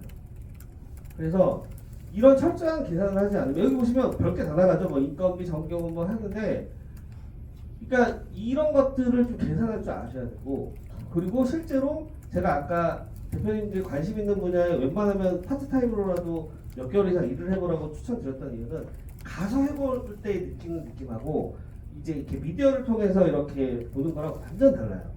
제가 그걸 저도 느꼈는데 저 카페 할 때 저도 아무것도 모르고 카페 사업을 했잖아요. 1년 정도 그래서 저도 그래도 알바도 해봤는데 야 너무 육체적으로 힘들어요. 육체적으로 너무 힘들고 쉬지도 못하고 이게 애매한 게 메가커피 같은 거나 컴포즈커피 자세히 보시면 그 일하시는 분들이 앉아있을 수 있는 데가 있긴 한데 거의 앉아있는 사람은 없어요. 뭐 앉아있지 못하게 합니다. 이게 앉아있으면 좀 장사 안 되는 것 같고 막 이러기 때문에 계속 사람이 없어도 서서 이렇게 일을 하는데 그렇게 12시간, 14시간 일해보시면 진짜 이렇게 체력적으로 굉장히 힘들어지거든요. 그래서 자영업 다이어리 한번 이 영상 관심 있는 분야도 많이 나와 있으니까 한번 보시면 좋을 것 같고 그 다음에 이게 이제 제 사례예요. 여대 앞에서 3명에서 4억을 투자해서 카페를 창업했어요. 근데 이것도 무에서 유를 창업한 것도 아닙니다. 뭐냐면 잘 되는 데가 있었어. 잘 되는 카페가 있었는데 이게 어떤 경우냐면요. 한 4-4평 되는 소규모 매장이었는데 이게 숙대예요. 숙대 앞에서 제가 했었는데 이 소규모 매장에서 여성 두 분이서 카페 사업을 하는데 너무 잘 돼. 그리고 사실 카페만 봤으면 그러니까 커피만 봤으면 제가 이게 사업을 안 했을 건데 샌드위치를 너무 잘 만든 거예요. 샌드위치가 진짜 맛있었거든요. 그래가지고 그 맛에 반해서 우리 선배랑 후배랑 3명이서 그걸 투자해서 이걸 어떻게든 좀 키워보려고 했는데 마침 그 매장 바로 옆 매장이 나온 거예요. 그래서 그 매장을 인수함과 동시에 얘도 산 거지. 그래서 이제 한꺼번에 계약을 해가지고 그걸 터가지고 이제 한꺼번에 이제 그 장사를 시작했죠. 자 여기서 벌써 이제 비용 엄청 많이 들었겠죠. 이렇게 해가지고 근데 다행스러웠던 거는 그 건물주가 한 건물주였기 때문에 되게 가능했던 거라서 그거는 좀 잘 됐는데 그리고 결국 1년 만에 폐업했습니다. 정말 흡수였는데 1년 만에 폐업할 때 이 3명은 뭐 의견이 아주 일치했어요. 야, 빨리 접자. 왜 그렇게 일치 단결할 수 있었냐? 뭔가 있었습니다. 뭐가 있었는데 예상하지 못했던 치명적 리스크가 있었어요. 저희가 숙대 혹시 어디 있는지 아세요? 그 서울역 근처에 있어요. 서울역 근처에 있는데 학교의 위치가 일단 문제였습니다. 학교 위치가 서울역 바로 옆에 있고, 그러니까 숙대생들이 주말에 여기서 안 놀아. 주말에 나 어디 가죠? 홍대 가죠. 홍대 가고 신촌 가고 그러지. 그때 당시만 해도 신촌도 활성화돼 있었기 때문에 여기서 안 노는 거야. 숙대 근처에 뭐가 없어요. 그리고 그러니까 주말 장사가 이제 박살내갖고. 그리고 진짜 더 큰 문제가 뭐냐면 생각보다 방학이 너무 긴 거야. 방학이 두 달이야. 근데 실질적으로는 석 달에 가까워. 왜냐하면 조금 이제 학기를 일찍 끝내는 애들은 먼저 지방에 내려. 그 수대생들 중에 지방 애들이 그렇게 많은 줄 처음 봤어. 지방 애들이 너무 많으니까 이게 거의 1년에 장사할 수 있는 기간이 6개월에서 7개월밖에 안 되는 거. 그리고 6개월에서 7개월도 주말 장사는 거의 못해. 그러니까 이게 일 매출을 피크를 찍어도 아무리 발악을 해도 이게 손익분기점을 못 넘는 거예요. 왜냐면 이거는 근데 안 해보면 모르는 거거든요. 저희도 나름 야씨 뭐 주중에 와서 그리고 이제 여기서 이제 치명적인 리스크 중에 하나 요인이 우리 세 명이 다 교회를 다니는 사람이어서 주말을 안 와봤다는 거야. 그래가지고 그게 가장 뼈 아팠어요. 그게 주말에 와봤었어요. 이게 다들 너무 신실해서 교회만 가더라고. 주말에 여기가 장사가 얼마나 안 되는지 몰랐다고. 그래가지고 이제 딱 가보니까 이게 주말에 완전히 박살이 나고, 그 다음에 이게 방학 기간도 너무 길고, 그리고 수대생들이 또 뭐 지방대생들이 지방 출신들이 많아서 몰라도 돈 쓰는 거에 되게 해투고, 그러니까 막 이런 게 아니라 돈 굉장히 가성비를 따진다 데다가 카페 하면 좀 생각나는 또 여기 적지 않은 리스크 기억나는 거 뭐 없는데 뭐한 거. 카공조 있죠, 카공조. 그러니까 로테이션이 안 돼요. 얘네들이 한 번 들어와서 우리가 또 인테리어는 이쁘게 했거든요. 인테리어 이쁘게 하면은 절대 좋은 게 아닙니다. 인테리어 이쁘게 하잖아요. 커피 한잔 하고 한 3-4시간 있다가 가요. 한 대여섯 시간까지 버티죠. 근데 그거 쫓아낼 수가 없어요. 어떻게 쫓아? 그거 쫓아냈다가는 뭐 완전 난리가 날 텐데. 여기 막 불매운동 벌어지고 하는 거. 그러니까 대학가 앞이 정말 이게 어느 정도로 심각한지 아세요? 이 숲대 앞에 저희는 그래서 1년 만에 퇴업했잖아요. 스타벅스도 문 닫고 나갔고요. 투썸도 문 닫고 나갔어. 근데 저는 그게 이해가 됐어. 스타벅스가 있긴 해요. 지금 있긴 한데 여러 개 있었는데 그 중에 하나는 문을 닫았거든요. 그게 이해가 되시죠? 왜 그런지. 그러니까 카공족들을 버틸 수가 없는 거예요. 투썸이나 이런 데도 제가 투썸은 저희가 카페 할 때 있었는데 야 우리만 이러고 그래서 투썸 딱 가봤더니 거기도 애들이 다 공부하고 있고 그러니까 스타디 카페도 아닌데 돈을 못 버는 거죠. 근데 이런 거는 경험을 해봐야지만 알 수 있는 거라서 야 이게 진짜 너무 속쓰리는. 그래서 그때 제가 딱 느꼈던 게 여의도에 2-3평짜리 카페 하시는 분들이 놀랍게도 15년이 지난 지금까지도 하고 있어요. 여의도는 제 친구가 여의도에서 음식점 장사하는데 지금 10년째 잘 버티고 있거든요. 이 친구가 너무 좋아하는 게 뭐냐면 여의도에서 장사하니까 너무 좋아. 주말을 쉴 수 있어. 자영업인데 음식점 장사하는 사람 중에 주말을 쉴 수 있는 사람 생각보다 별로 없어요. 근데 여의도는 뭐가 있죠? 토요일날 이런 사람이 없어. 그러니까 다 하시는 거야. 그러니까 이 친구는 또 주중에는 회식도 많고, 물론 지금은 불경기라 조금 타격을 받긴 했는데 워낙 회식도 많고 거기는 그 회사원들이 많잖아요. 그리고 회사원들은 일단 기본적으로 돈을 쓰는 거에 대해서 그냥 팍팍 쓰거든요. 그래서 뭐 카페든 뭐든. 그러니까 그래서 음식점이나 카페는 무조건 직장인들 많은 데서 해야 된다는 거를 이 3명이서 도합 한 3억 4천 정도를 투자한다고 배운 거예요. 그러니까 이게 대표님들은 진짜 못 받은 겁니다. 저희 실패 경험을 공짜로 제가 알려드린 거기 때문에. 그리고 두 번째, 이거는 제 사례는 아니고 제 후배 사례입니다. 저랑 지금 같이 이제 셀링을 되게 잘하고 있는 후배인데 이 친구도 굉장히 좀 안타깝게 실패했던 사례인데 실용음악학원 원장이었어요. 실용음악학원 원장이었는데 그래서 학생들을 모집해서 실용음악학원 그때 지금은 좀 많이 없죠. 오디션 프로그램이 한참 유행했던 데 기억나시죠? 오디션 프로그램 그때 이제 막 중고등학생들이 다 실용음악학원 등록하고 그럴 때 이제 창업을 한 건데 어떤 솔루션이냐면 드럼을 게임처럼 배울 수 있는 거예요. 그래서 이제 하드웨어도 있고 모니터에 연결돼서 게임처럼 이거 게임을 막 하면은 드럼 비트를 익힐 수 있는 아이디어도 되게 좋았고 완성도도 굉장히 높게 나왔어요. 그리고 경진대회에서 상을 진짜 많이 탔어요. 그래가지고 자기 사재랑 또 대출 받은 거랑 합해서 거의 10억 가까이가 투자가 됐을 거예요. 뭐 투자 받은 돈도 있고 자기 사재 같은 것도 있고 3억 정도는 대출 받고 막 이래가지고 그랬는데 여기도 결국은 실패했습니다. 폐업을 했어요. 예상하지 못했던 치명적인 리스크가 있었는데 뭐였냐면 이겁니다. 제품 개발비에 80% 이상을 썼어요. 네, 실장님. 네. 근데 재밌는 게 대표님들 이게 세상에 없는 제품을 개발할 때 이제 저는 이제 이거 알아요. 그 비율을 알거든요. 개발비와 마케팅비의 그 포션을 그거 잘못 적으셔가지고. 몇 대 몇으로 하는 게 가장 이상적인 좀 아세요? 네. 어떤 세상에 없는 제품을 대표님들 개발했다고 쳐요.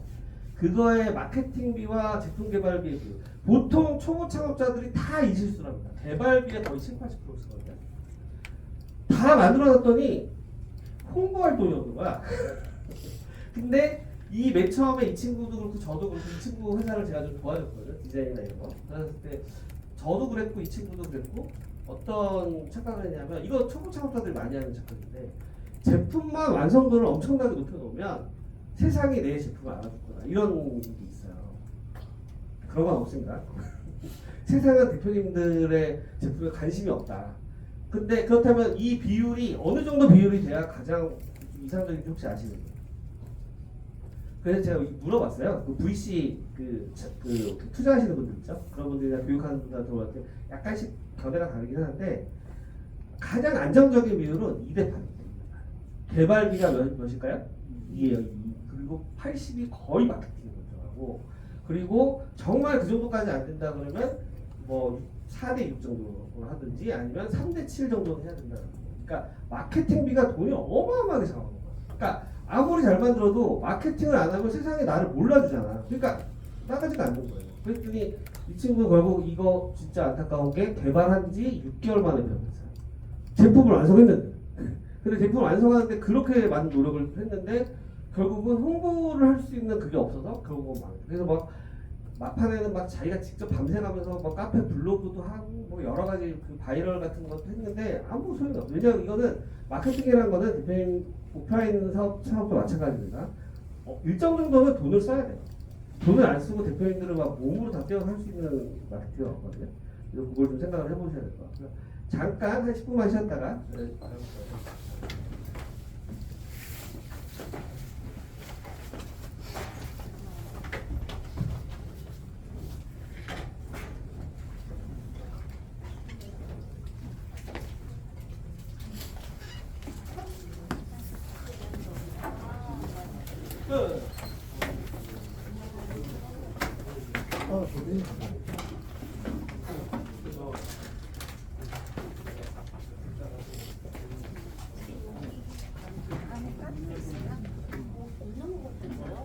몰라 그 까부자는 건데 1층은 없는 것 같던데 전기적으로 저것도 없는데요?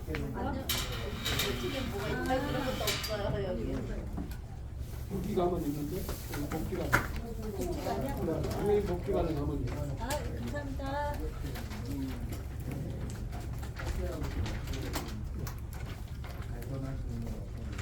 그러면 짧게 말씀드릴 수 없고 저한테 문자 한번 주시면 이번 주 내일이구나 내일 제가 하는 거 아니고 아까 말했던 2층 보시는 거 누구라고 제가 문자 드리겠습니다. 한번 보여주시죠. 그리고 한 다음에 하시는 분들 후기 같은 거 있으면 보시라고 해요. 한번 네 방금 저한테 질문했던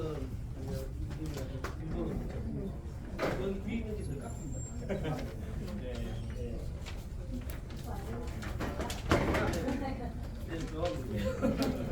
알겠습니다. 저한테 문자 한 번만 주시면 저희가 이제 온라인으로 접속을 하니까 그거 같이 공부라고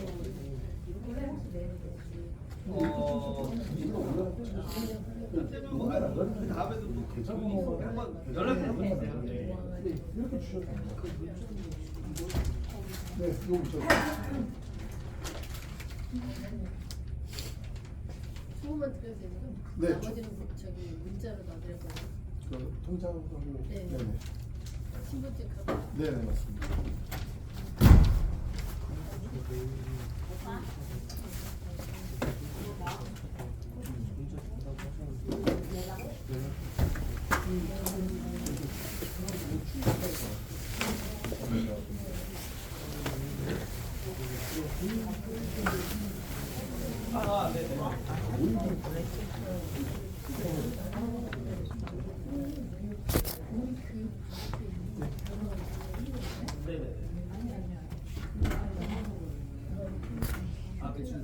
넘어왔다. 네.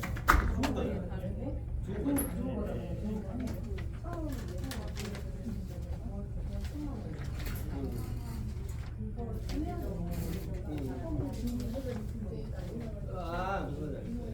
무슨 그러니까 그전에는 인건비를 쓸 필요가 없었으니까 자진을 가능할 수 있었는데 이제 매출이 넘어가니까 사람을 써야 될 수밖에 없는 상황이 되고 그래서 이제 마진이 줄어들고 그런 경우가 되게 많은데 그럴 때는 이제 매출을 올리는 거야. 그렇죠. 그게 맞죠. 왜냐면 그런 식으로 계속 매출을 그러면 올려야 되는데 이거는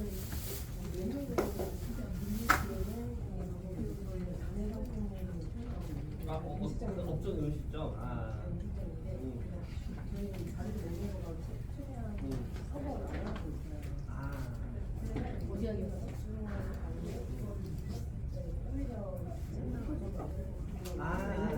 그러면은 그러니까 메뉴를 늘리는 게 아니라 매출을 늘리는 거예요. 네, 그래서 그렇죠.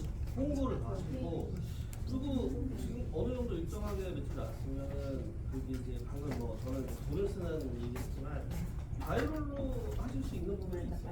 그러니까 예를 들어서 제가 예전에 있던 데는 비슷하게 약간 식당이었는데 김밥 메뉴가 딱 하나 근데 엄청 많이 나와요. 근데 그 하나가 진짜 맛있어요. 진짜 맛있는데 그게 바이럴로 해서 거기서 일하는 사람이 한 17명 있는데 다 사람들 줄 서서 이렇게 할 정도로 그러니까 그 경우는 매출은 늘렸지만 메뉴는 안 늘렸죠. 그러니까 그런 식으로 이제 그 자기의 역량을 집중해서 하는 거지. 그래서 메뉴를 늘리는 거는 식당에서는 좀 위험한 거 아니에요.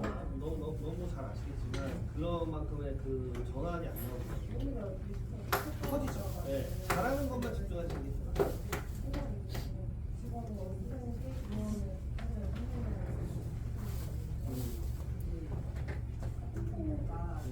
안 해봤어요.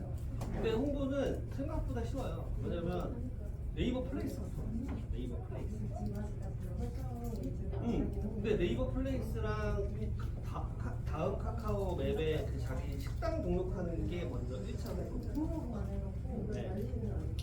관리하셔야지. 그래서 이제 리뷰가 그러니까 그런 거는 결국 다 돈인데 그거는 너무 쉬워요. 뭐냐면 리뷰 달아주시면 제가 서비스로 더 드립니다. 그런 식으로 하면 저희가 말하는 건 그거로 보고 있잖아요. 리뷰 참여해서 체험단. 네. 아니 뭐 그런 것도 해볼 필요가 있고 어찌됐건 온라인에 자신의 가게의 기록의 흔적을 많이 남겨요. 그거 필수입니다. 필수. 근데 그게 생각보다 오프라인 사업을 하시는 분들이 못해요. 관심도 없고. 저희가 가게 앞에만 지금 진짜 공부를 하는데 아니 그게 왜냐하면 생각보다 지도 앱을 보고 식당 찾아오는 사람 생각보다 많아요. 근데 그걸 식당 하시는 분들이나 오프라인 하시는 분들이 많이 모르시더라고요. 그래서 그게 뭐 그 인스타그램이 할 수 있는 거 그런 것도 사실 솔직히 별로 안 되거든요. 인스타그램이 제일 할 수 있는 거는 이제 온라인 마케팅을 조금 더 신경을 써야 돼요. 예. 매출을 올려야 돼요. 메뉴를 늘리고. 메뉴는 늘리거나 이런 게 중요한 게 아니라 홍보는 매출을 시키고 해야 되는 그리고 오프라인 사업하시는 분들이 온라인에 그 검색해서 찾아 들어오시는 걸 엄청 봤었을 거 아니에요. 그렇지 않아요. 생각보다 되게 많이. 그러면 그런 광고가 좀 더 제가 이제 매출을 좀 올려야 되는 성비를 상상할 수 있죠. 그렇죠. 그러니까 매출을 늘려가면 결국은 나중에 늘어나니까 이렇게 홍보나 마케팅으로 돌릴 수 있는 여지가 더 많아지는 거죠. 그러면 이제 선순환이 돌아가는 거죠. 선순환을 만들어야지 선순환을 만드는 돈이 아깝기 때문에 내가 안 하겠다? 그러면은 이제 악순환이 되죠. 그거에 하셨거든요. 맞아요. 그러니까 근데 누구나 다 고민하세요. 왜냐하면은 마케팅 비용이나 그런 거는 일단 난이도도 좀 있고 돈도 내가 뭐 좀 써야 되고 하니까 그거에 대한 거부감이 있죠. 지금은 사람이 사람 많고 그냥 사는 게 훨씬 나은데라는 생각이 근데 그건 한계가 있어. 네.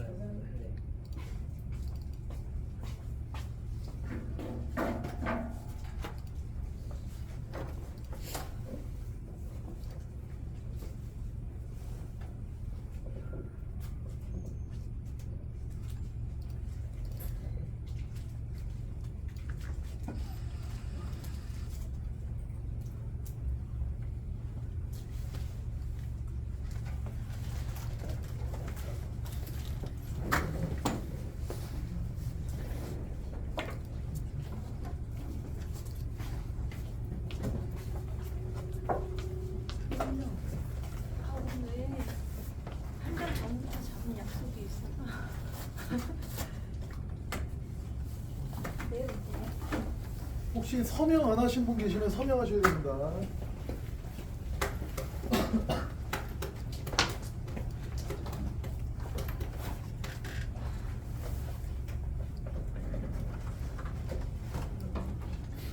네?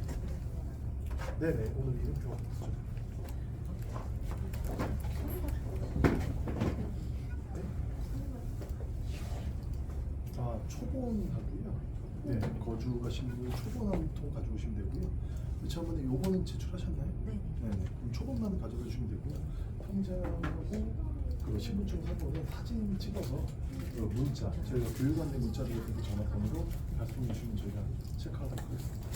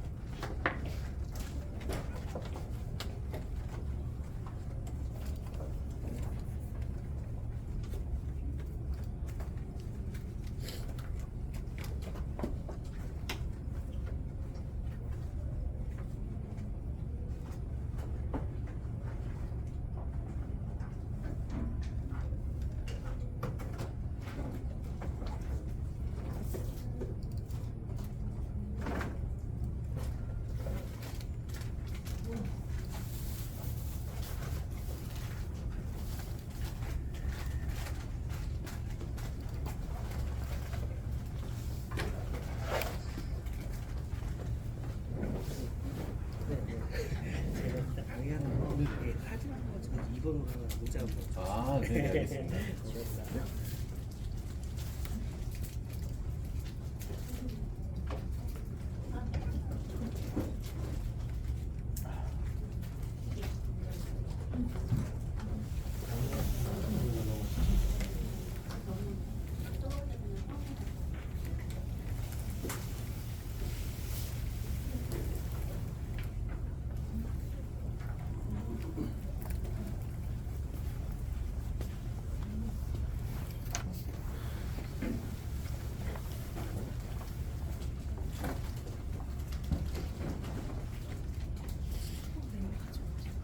아, 네.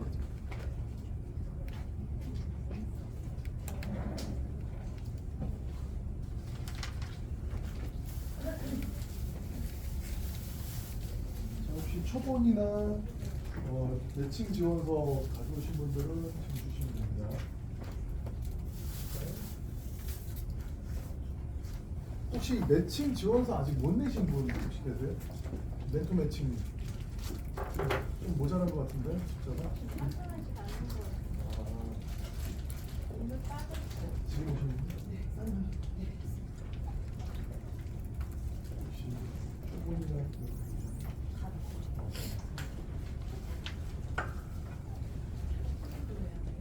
네, 초본 내지는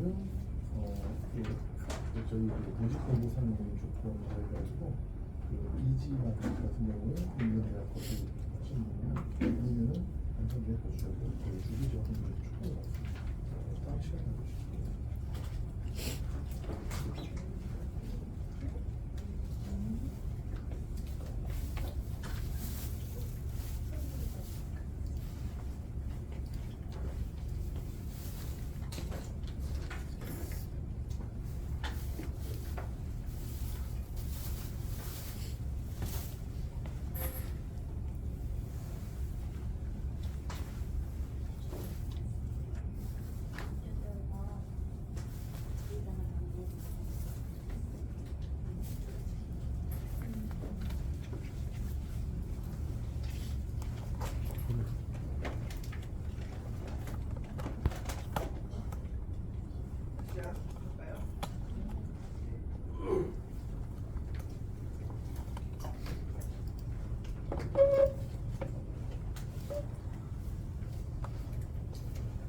그래서 이게 실패했던, 그래서 이 친구는 결국 폐업하고 신용불량까지 돼서 나중에는 잘 되긴 했습니다. 그래서 이제 경험을 토대로 잘 되긴 했는데, 저도 이제 이런 여기서 재산의 하나는 뺐지만 어찌됐건 이제 두 번의 그런 창업 실패를 통해서 이게 딱 결심했던 게 딱 하나입니다. 왜냐면 리스크 관리 무조건 돈을 못 벌어도 좋으니까 리스크를 무조건 내가 제어를 하는 쪽에서 창업을 하겠다라고 생각했었는데 마침 2019년도에 무슨 일이 있었냐면 여러분들이 잘 아는 그 신사임당이라는 유튜버 아시죠?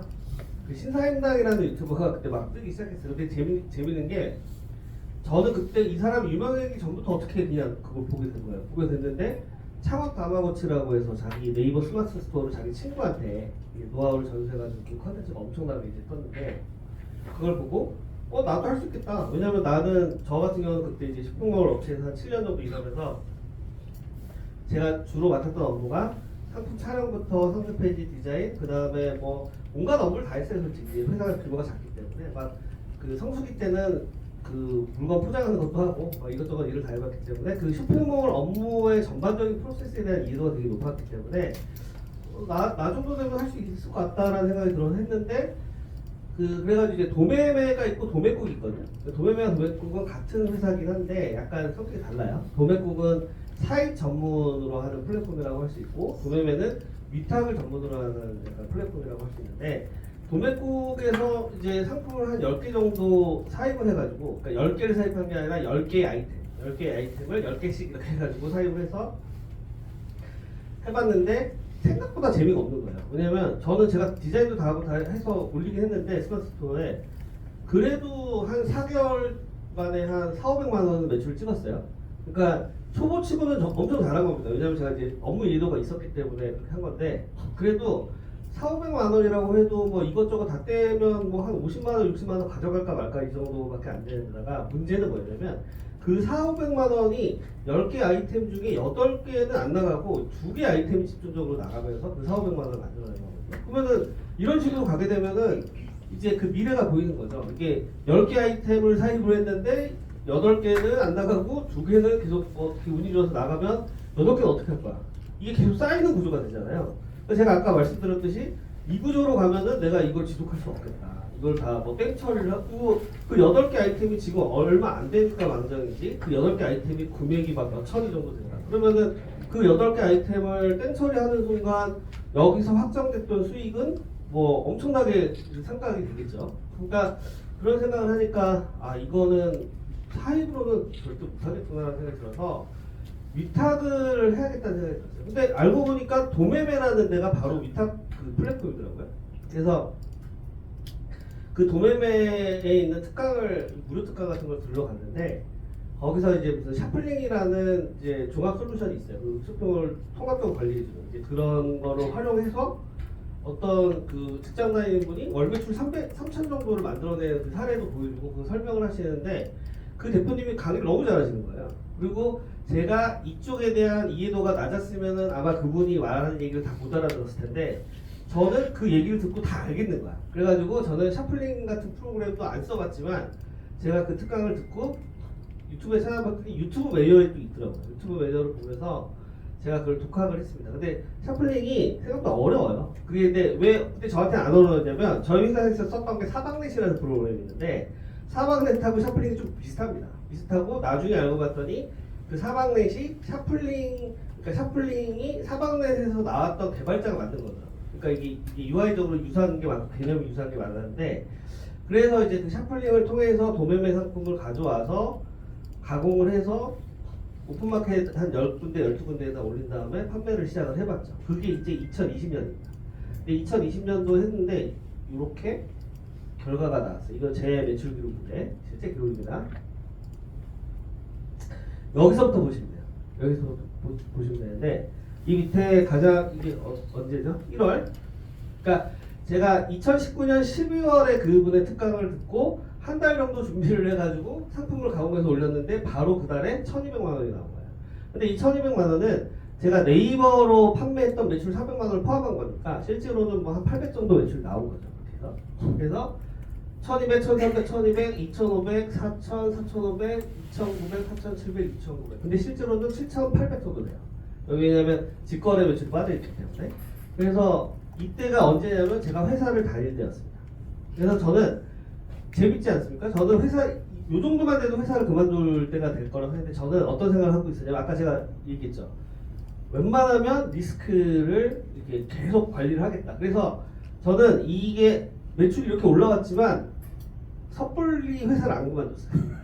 왜냐면 4천 찍었다가 그 다음 달에 1,000 될 수도 있는 거고. 그러니까 뭐 어떻게 될지 모르니까.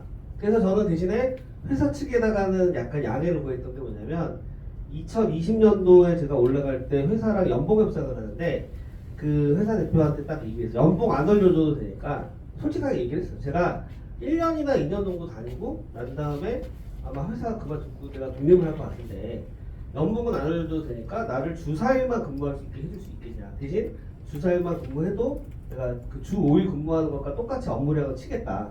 그러니까 뭐 회사 입장에서는 나쁠 게 없잖아요. 연봉은 그대로고 그리고 일도 거의 똑같이 해주겠다는데 그리고 실제로 제가 이 기간 동안 회사 일을 진짜 열심히 했어요. 그리고 내가 이때 느낀 게 아 주 4일이 가능하구나.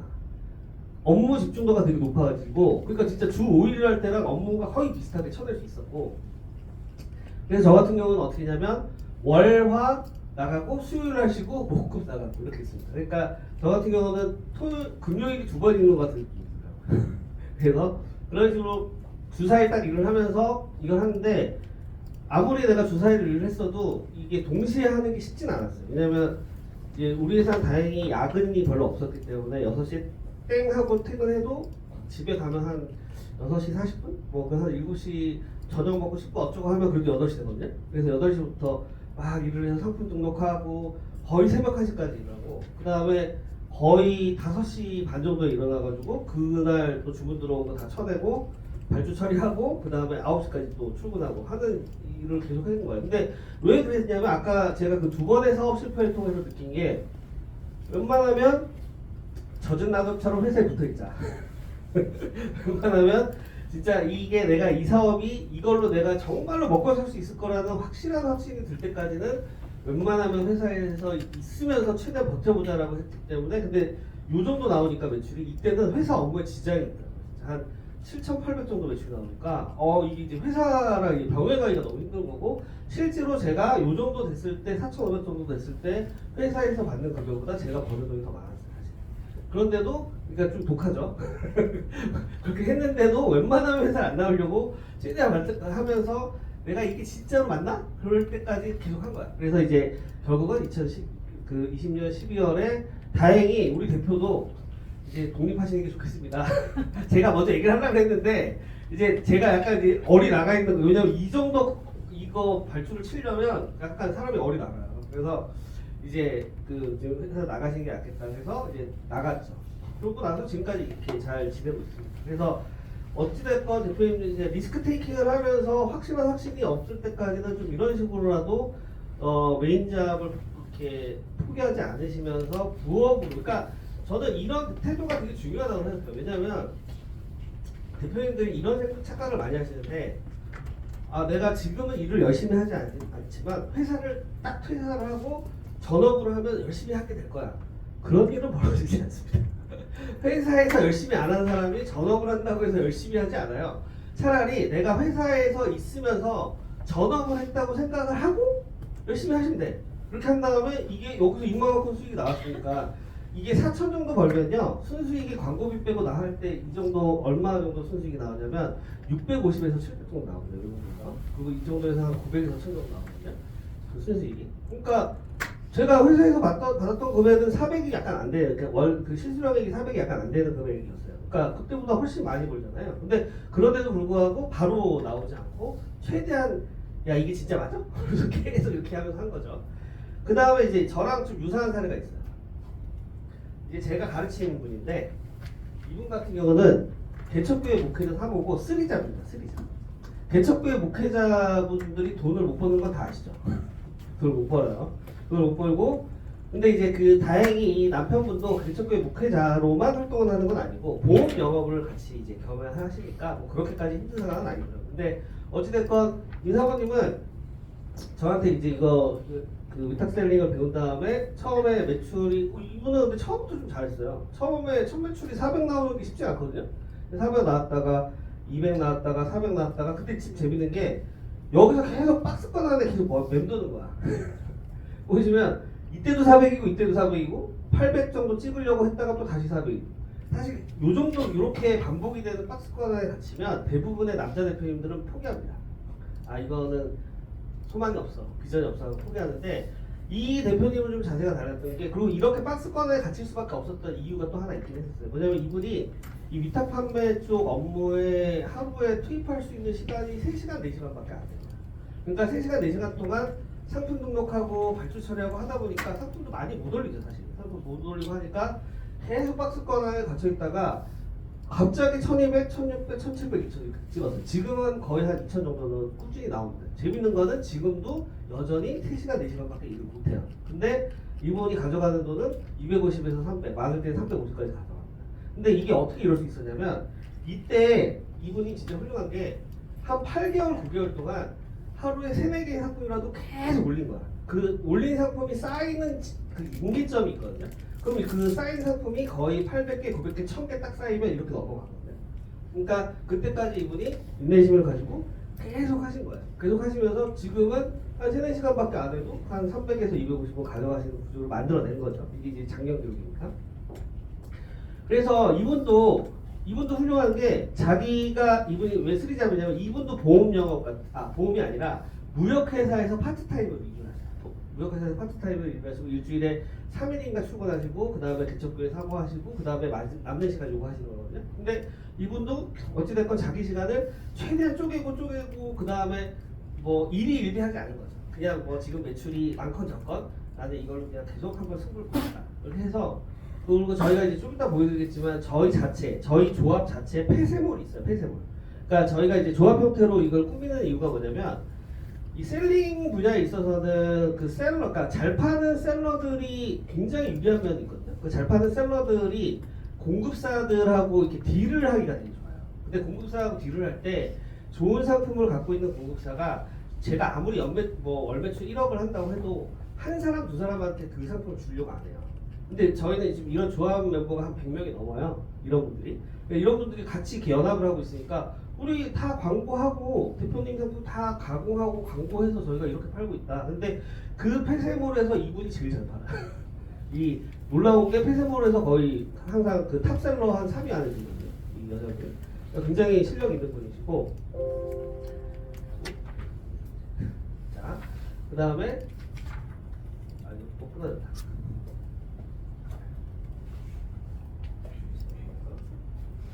털이 같은.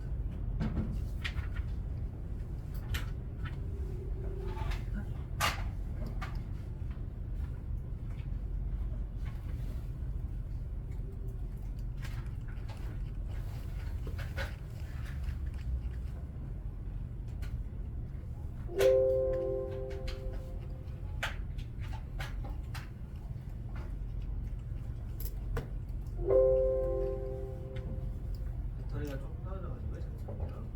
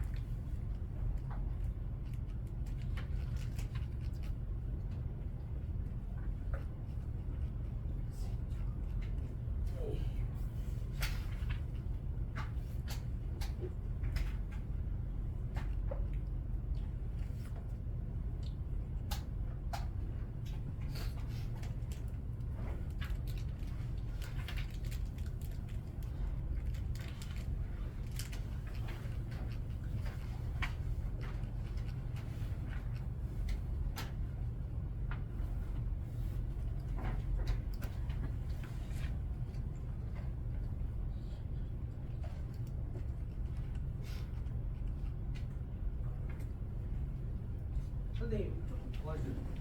저는 이거 들어왔습니다.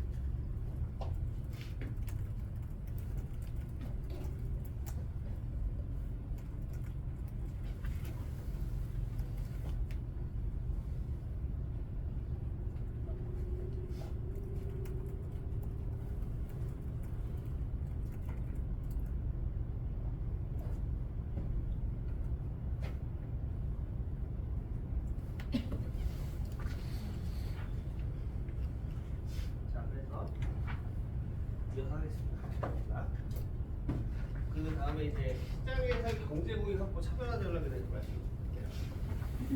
네 가지를 좀 말씀드립니다.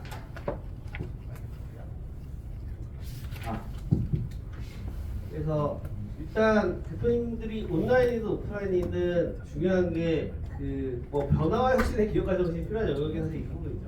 근데 너무 좀 거창하게 생각하실 필요는 없을 것 같고요.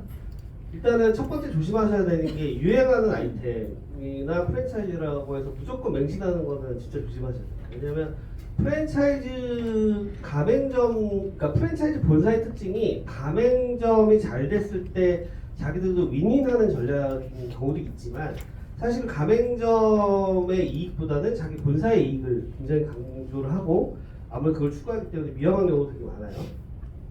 그리고 이거는 약간 한국 사람들 중특의 문제도 있습니다. 무슨 얘기냐면 한국 분들은 대표님도 그런 거 많이 느끼실 텐데 뭐가 유행한다고 하면 앞뒤 안 보고 다 그걸 창업하시는 경우가 너무 많아요. 뭐 대만 카스테라부터 시작해가지고 그 최근에 뭐 탕후루도 그랬죠.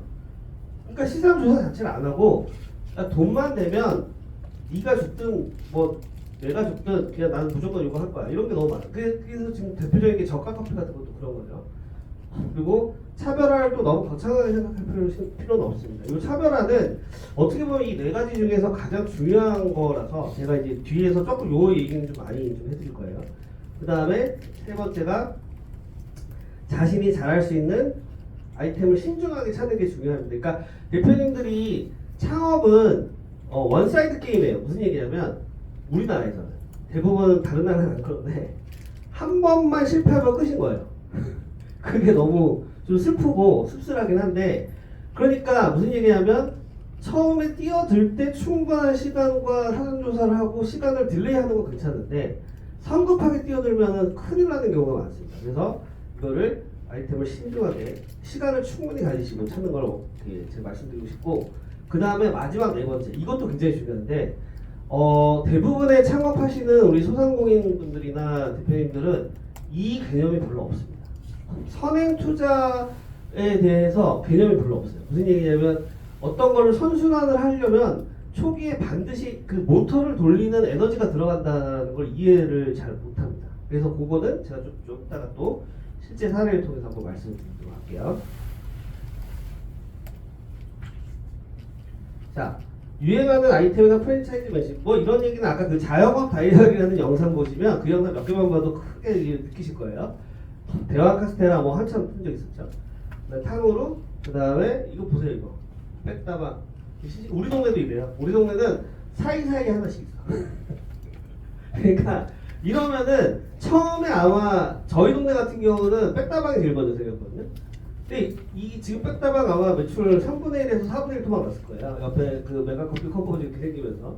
그러니까 이런 게 너무 그러니까 이거를 내주는 그 가맹점 본사도 저는 좀 제정신이 아니라고 생각을 합니다.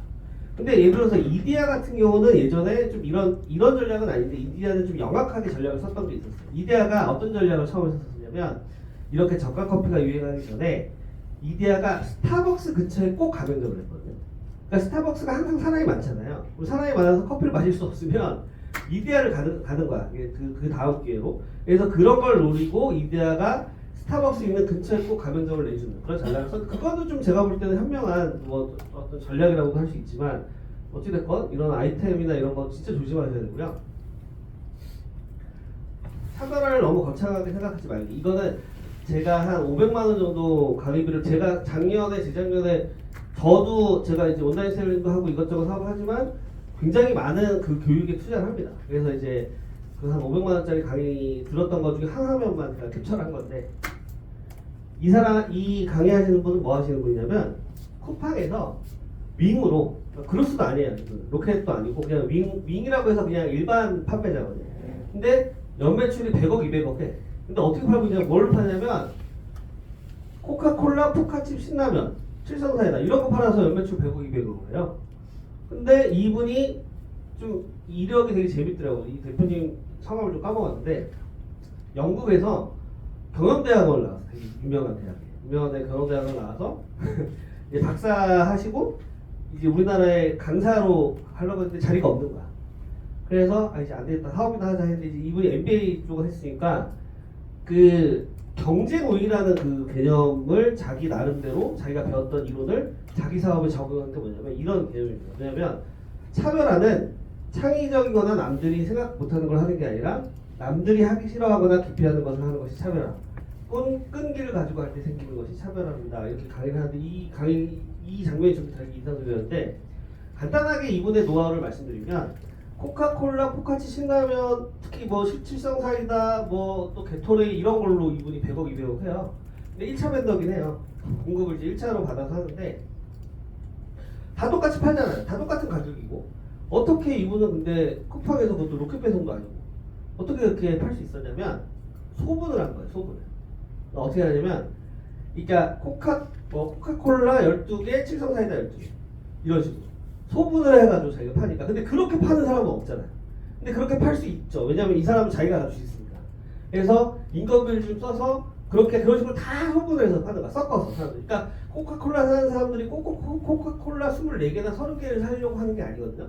코카콜라가 필요하면 게토레이도 필요하고 이렇게 하잖아요. 업소에서 많이 나간대요. 그러니까 업소에서 필요한 상품들을 이렇게 다 소분을 해서 파는 거야. 그 포카칩을 팔면 포카칩 24봉이 아니라 포카칩 12봉에 유사한 다른 과자 12봉을 섞어가지고 이렇게 올려놓는 거죠. 그렇게 파는 사람은 자기밖에 없으니까. 그러니까 창의적이거나 남들이 생각 못하는 거 하는 게 아니라 이런 거는 스티브 잡스 같은 사람이 하는 거고 이 밑에 있는 거 남들이 하기 싫어하거나 기피하는 것을 하는 것이 차별화예요. 그래서 이런 차별화의 개념으로 접근하니까 물론 이분도 마진율은 어느 정도 되냐면 놀랍게도 3%가 안 된대요. 100억을 하는데 3%가 안 돼. 그래서 이분이 1년에 가져가는 거 한 3억? 뭐 한 3억에서 4억 정도 가져간다고 하는데 너무 그 매출에 비해서는 적게 가져가는 건 어찌됐건 돈을 벌고 있으니까. 그래서 이런 식의 접근도 있다. 그래서 차별화라는 게 너무 그렇게 거창한 게 아니고 그 다음에 이번에는 좀 뭐 흥미가 있으실지 모르지만 제 사례를 한번 얘기를 해보려고 합니다.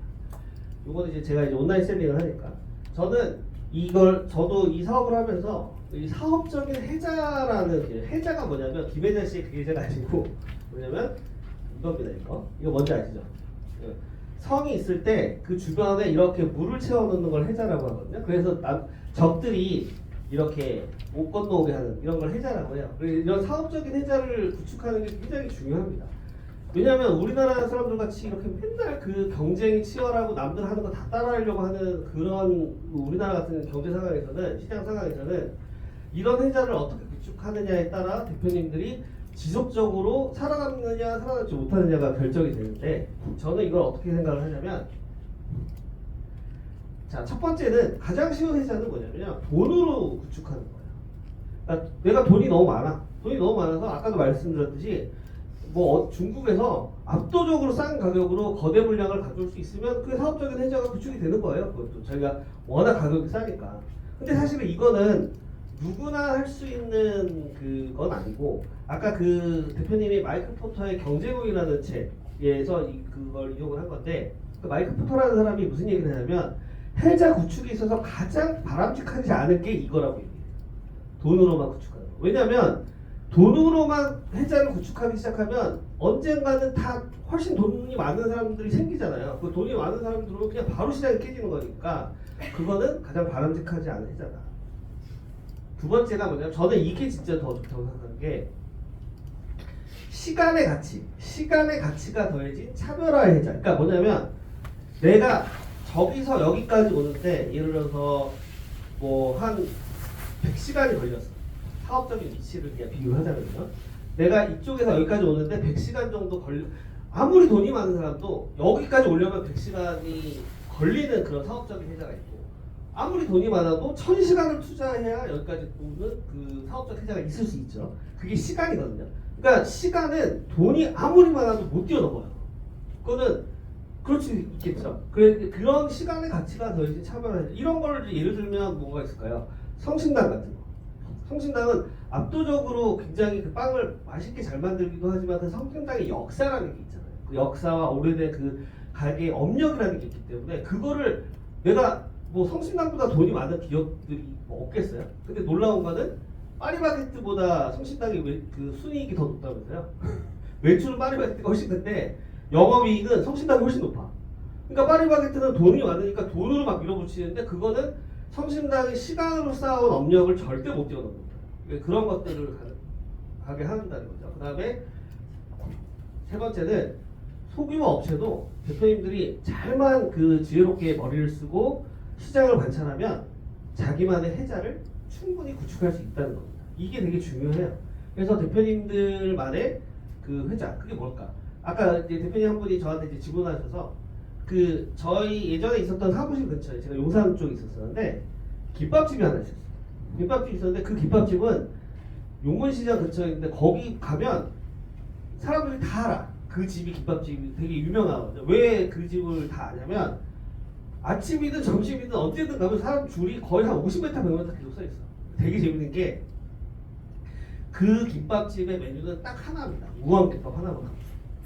무항김밥 하나밖에 없는데 사람들이 맨날 새벽부터 줄 서서 먹어요. 근데 거기서 일하는 사람들도 되게 많아요. 7, 8명이 다 공장식 컨베이어처럼 이렇게 사는데 그 김밥집의 특징이 뭐냐면 절대로 김밥을 말아놓지 않아요. 무조건 주문이 들어오면 거기서 즉석에서 나와요. 근데 그 김밥이 너무 맛있어요. 너무 맛있는데 이 김밥이 맛있다는 그 소문이 퍼지니까 사람들이 한 번 살 때 막 50개, 100개 이렇게 사는 거야. 그래서 거기서 나중에 그거를 그 김밥을 할 수 있는 개수 제한을 뒀어요. 한 사람이 50개까지만 하고 뭐 30개까지만 할 수 있지. 그랬더니 어떤 일이 벌어지냐면 여러 명이 같이 와서 30개, 40개 이렇게. 그래서 무슨 도시락 뭐 있잖아요. 무슨 피크닉 야외 행사 있으면 거기에 직원들이 4-5명이 달라붙어가지고 거기 가서 줄 서 있는 거예요. 근데 김밥을 절대 말아놓고 팔지 않기 때문에 무조건 사서 먹어보면 저도 한번 줄을 한 40분 정도 기다려서 먹어봤는데 너무 맛있어요. 근데 메뉴도 없어. 딱 하나야. 그리고 정확하게 5시에 업무 종료를 해요. 5시에 딱 무조건 셔틀해요. 그러니까 매출도 어마어마하고 지금도 줄 서서 계속 사요. 그러니까 그 김밥집의 그 운영 철학이 되게 재밌죠. 절대 말아놓고 팔지 않는다. 왜냐면 대부분 김밥집 가시면 출근 시간 때 말아놓잖아요. 사람들 많이 사니까 빨리빨리 주려고. 근데 거기는 무조건 기다려야 돼. 그러니까 빨리 출근을 해야 되는데 이 김밥집에 가서 김밥을 먹고 싶은 사람은 일찍 오는 수밖에 없는 거야. 일찍 와가지고 거기서 기다렸다가 딱 그렇게 하니까 이게 되더라고요. 근데 거기 재밌는 게 한 7, 8명이 일을 하는데 그 인건비가 되게 되나 생각하는데 될 것 같아. 왜냐면 너무 많이 나가니까. 무슨 말인지 아시겠죠? 그러니까 머리를 잘만 쓰면 제가 볼 때는 소규모 업체도 충분히 할 수 있다. 자 그러면 이제 제 분야에서 이것도 뭐 오프라인 분야는 워낙 광범위해서 제 분야에서 일을 사업자 계좌를 어떤 식으로 구축해야 되는지. 자, 위탁 판매 방식은 크게 뭐 관심 없는 분들은 그냥 참고삼아 들어주세요. 위탁 판매는 거의 99%가 대량 등록 위탁 판매를 합니다. 왜냐면 상품을 도매매나 오너클랜 이런 데서 막 하루에 몇백 개, 몇천 개를 그냥 그 솔루션을 이용해서 막 1000개, 2000개 때려 박는 거예요. 그 상품 가공도 하나도 안 하고 상품명 그대로 가져와서 이미지 그대로 가져와가지고 그냥 솔루션의 힘을 이용해서 계속 그 사업자를 한 10개 내, 10개. 10개를 내서 10개를 내면은 오픈마켓이 대략 입점할 수 있는 오픈마켓이 팀원 UF 최근에 망했으니까 걔네 빼고 그래도 한 10개는 돼요. 그러면 10개 마켓을 10개 사업자를 냈으니까 팔 수 있는 마켓이 100개가 되는 거예요. 그 100개에다가 뭐 플레이오토 사방내 뭐 이런 거 써가지고 막 때려 박는 거야. 스피드고 이런 걸. 근데 기대 매출액이라는 개념으로 그 대량 등록하는 사람하고 제 방식하고 어떤 차이를 제가 한번 계산을 해본 적이 있어요. 기대 매출액이 뭐냐면 상품을 올린 개수랑 평균 매출을 비교해서 상품 한 개 등록했을 때의 매출 기대값. 뭐냐면 등록 상품 개수에 얼마 정도의 평균 매출이 나오는가를 나눠보면 나오잖아요. 그래서 그렇게 한번 계산을 해본 게 있는데 다 유명한 분들입니다. 그러니까 저희는 안 유명해요. 저희는 왜냐면 이게 이제 전데 이거는 저는 유튜브에서 안 하거든요. 저는 유튜브 활동을 절대 안 합니다. 왜냐면 어그로를 끌기 싫고 자꾸 과장을 해야 되고 그래서 또 저희가 이제 조합을 은밀히 모집하는 걸 좋아하기 때문에 근데 이제 저희 방식이고 요 두 분은 유튜버기도 하고 카페도 되게 활발하게 활동하시는 분들인데 이분이 이제 디지털 곰마드 이분은 민군이라고 해요. 근데 이분들도 강의비도 비싸고 하여튼 이 두 분이 약간 차이가 있어요. 이 첫 번째 분은 가공을 안 하고 그냥 무조건 때려박는 방식. 두 번째 분은 우리랑 좀 비슷해요. 왜 가공을 해. 가공을 좀 하긴 하고 진짜 꼼꼼하게 하는데 광고를 안 해요. 근데 가공을 하고 광고를 안 하면서 하루에 100개 정도 올리는 방식. 저희는 그러니까 이분은 하루에 1000개, 2000개 막 올리는 방식이고 첫 번째는 이분은 100개에서 50개 정도 올리는 방식이고 저희는 다 가공을 하면서 올리기 때문에 한 10개에서 20개밖에 못 올립니다. 하루에 올릴 수 있는 등록 개수가. 대신 저희는 뭘 하냐면 그 소싱 같은 거를 좀 이렇게 AI 프로그램을 개발해서 잘 나갈 만한 상품을 찾아내는 걸 좀 잘할 수 있고, 두 번째 저희는 광고도 해요. 광고도 이 세 가지 방식 중에 광고를 거둔 사람은 저희밖에 없어요. 광고를 둘 다 안 하거든요. 그래서 어떤 차이가 있는지 한번 보면, 첫 번째 무지성 대량 등록. 평균 마진율이 이분들도 별로 안 높아요. 한 5에서 10% 정도밖에 안 됩니다. 근데 이분은 한 달 평균 4만 개, 5만 개 상품 들어가는데 5개월 만에 평균 월 매출 한 1,400만 원 정도 달성을 했어요. 실제 사례예요. 그랬을 때 몇 개 올렸냐 물어보니까 20만 개. 20만 개를 올려야 한 1,500 정도 할 수 있는데, 그거 나눠보면 상품 한 개당 기대 매출이 70원 정도 나옵니다. 70원. 그리고 두 번째, 이분은 가공 대량, 그러니까 하루에 100개 정도 올리는 방식이죠. 근데 가공은 진짜 우리만큼 하는데, 뭐 우리보다는 잘하지 못해요. 이것도 대충 가공하는 거긴 한데, 근데 어찌됐건 광고는 하나도 안 해요. 그랬더니 월 매출 800만 원을 달성했는데, 보통 800만 원 정도 달성하면 몇 개 정도 올리세요? 한 10,000개.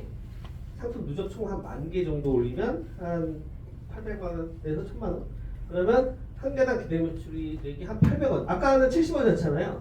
그래도 한 10배 올라가는 거죠. 저희는 어떨까요? 저희는 스피드 아이템이라는 AI 프로그램을 활용하고, 그 다음에 대표 이미지도 상품명 다 성실하게 바꾸고, 10개에서 20개밖에 안 올려. 대신 광고도 해. 근데 여기서 순마진은 광고비도 다 뺀 거예요. 어찌됐건 평균 마진율이 15%였습니다. 월 매출 1,000만 원 달성했을 게 거의 한 1,000개 올리면 1,000만 원. 그러니까 거의 기대 매출액이 10,000원입니다. 그러니까 어마어마하게 차이가 나죠. 그러니까 저희가 왜 이렇게까지 확 압도적으로 차이를 낼 수 있었냐면, 이런 몇 가지 요인이 있습니다.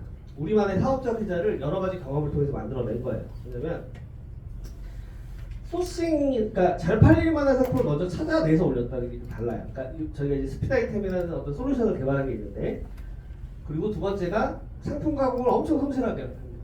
그리고 세 번째가 광고를 열심히 투자했기 때문에 이 세 가지 요소가 기존 대량 등록 인터넷판매에 비해서 최소 10배에서 100배 정도의 사업적 혜자를 만들어낸 거죠. 그러니까 뭔가 차별화를 주기 위해서 저희가 노력을 진짜 많이 한 거예요. 그래서 그런 요소들이 이런 식의 매출 성과로 나온 거고, 그리고 여기서 그친 게 아니라 또 하나가 있습니다. 뭐냐면 저희가 약간 그 협동조합처럼 움직인다고 했죠. 이런 걸 말씀드립니다. 저희는 이게 한 달에 한 3-4번씩 이런 모임을 가져요.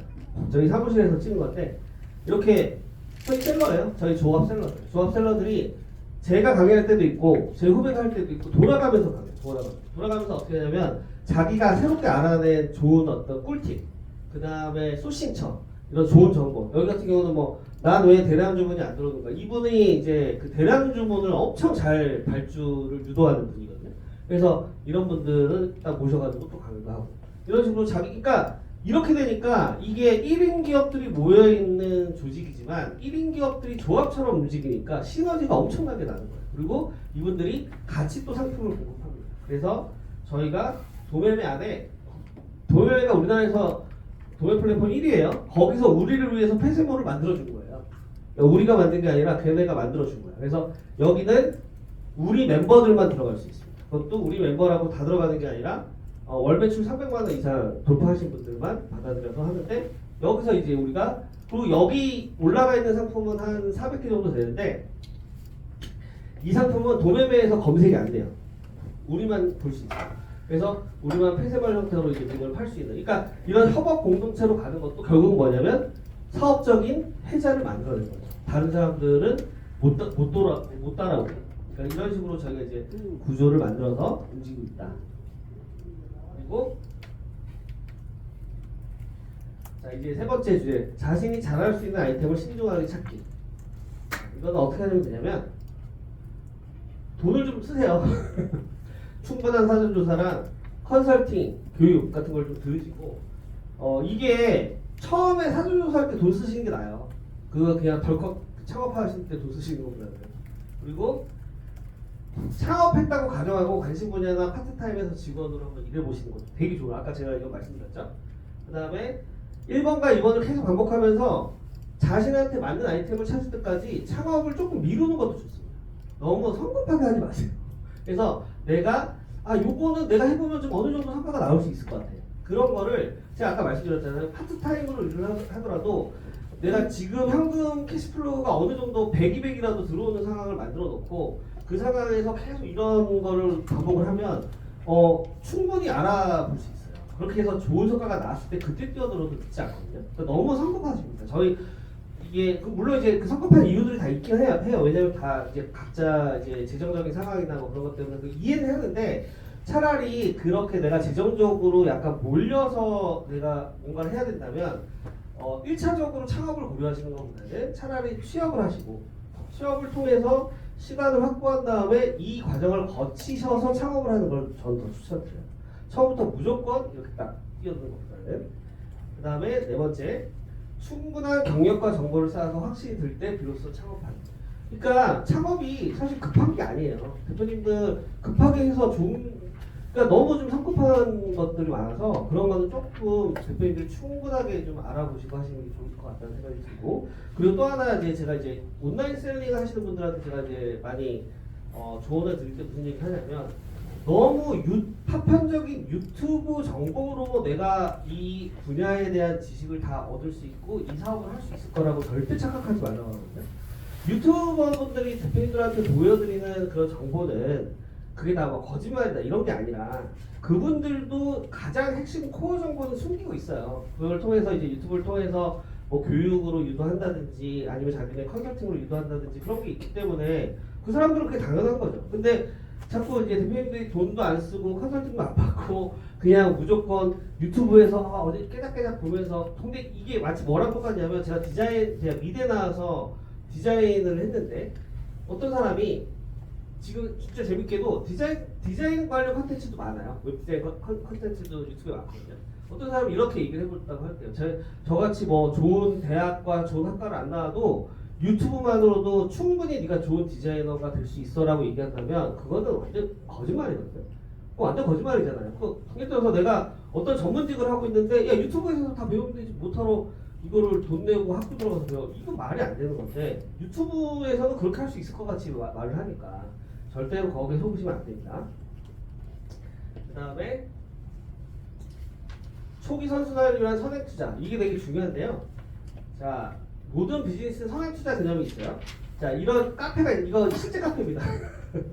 무슨 폐업 같은 데다가 카페를 이렇게 차린 건데 이게 돈이 별로 안 들었을 것 같지만 요거 머신이 한 3천만 원짜리예요. 그래서 이것도 돈이 좀 들어간 건데, 예를 들어서 이런 게 있다고 쳐요.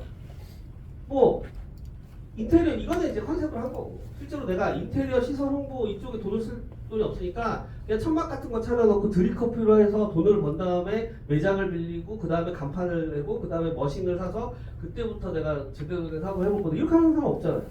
그죠? 선행 투자가 있어야 되는데 초기 선순환을 위한 시설 인건비 마케팅 투자는 필수인데 그거가 아깝다고 안 한다면 그냥 사업 안 하겠다는 거죠. 근데 이제 선행 투자가 그래서 되게 중요한데, 이 초기 선순환을 위한 선행 투자가 이커머스 이제 광고에, 요거는 이제 그 광고로 저희가 이제 그 이커머스 하시는 분들은 이커머스 하시는 분들은 광고를 진짜 안 하려고 하시거든요. 근데 광고를 왜 해야만 되냐면, 제 이제 시간이 거의 다 돼서 조금 더 정리를 할 겁니다. 요거까지만 얘기를 하고 정리할게요. 이게 보통 광고를 할 때 매출하고 시간이 있는데 광고비를 투자한 만큼 매출이 이렇게 올라갈 거라고 생각을 해요. 근데 이게 사실 틀린 말은 아닌데 실제 그래프는 어떠냐면 이렇게 됩니다. 뭐냐면 이 지점들이 문제가 되는데 매출이 꺾였죠. 근데 광고비는 이렇게 올라가죠. 이 두 지점은 매출이 꺾이고 광고비는 올라가요. 그러니까 이 지점들을 딱 이렇게 맞닥뜨리면 광고하면 안 되겠네. 그래서 이제 광고를 여기서 접어버려. 그렇게 되면 이제 근데 계속 갔을 경우에는 이게 J 커브 정도의 그게 되잖아요. 그죠? 그러니까 이걸 못 버티는 거야. 그래서 선순환의 그래프를 만들기 위해서는 이 지점을 참 견뎌 나가셔야 됩니다. 자, 그 이후에 또 이제 저희가 준비한 게 많은데 시간이 거의 다 돼서, 그래서 오늘은 이제 이 정도로 하고 제가 마지막으로 이것만 얘기하고 요거까지만 얘기할게요. 자, 성장 가능성이 높은 시장을 대표님들이 좀 선택을 하시고요. 이런 것들도 이런 걸 꼭 보세요. 어느 분야가 가장 뜨는 분야인지. 그리고 이커머스를 예로 들었는데 이커머스는 거의 10에서 20%씩 계속 뜨거든요. 그래서 이런 분야를 잘 선택하셔서 창업을 하시는 걸 추천드립니다. 오늘 뭐 뒤에 또 준비한 게 있는데 시간이 너무 오버가 돼서 오늘 여기까지 하도록 하겠습니다. 수고하셨습니다. 감사합니다.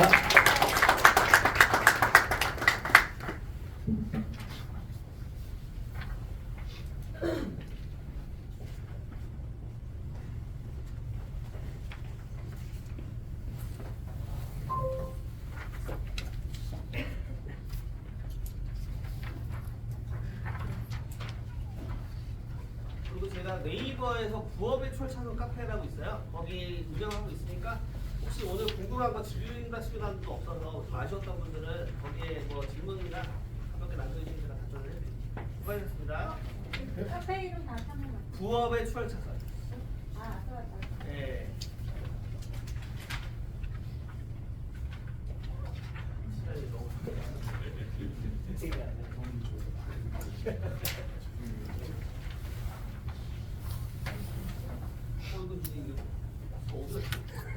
그건 제가 예.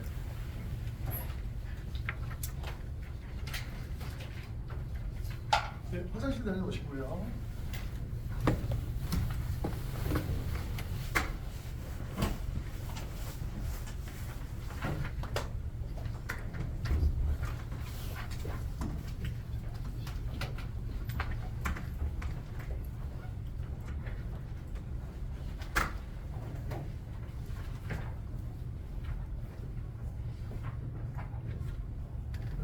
원하시겠습니까? 제가 노트북으로 올려드리니까요.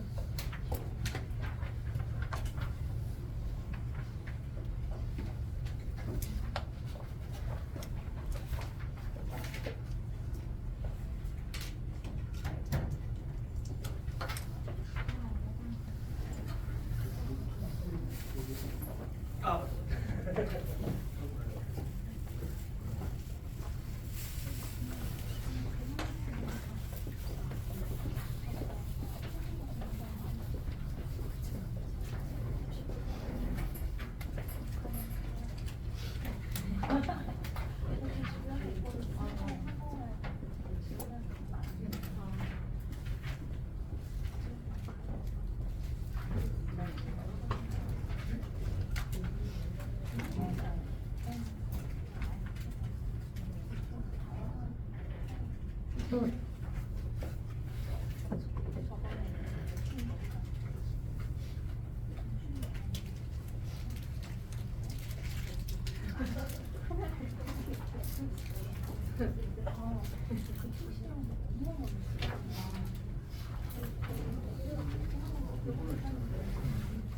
기존에 주셨던 자료가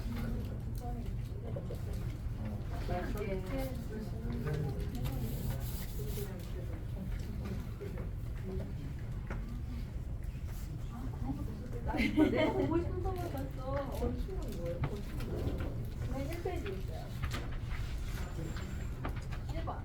아,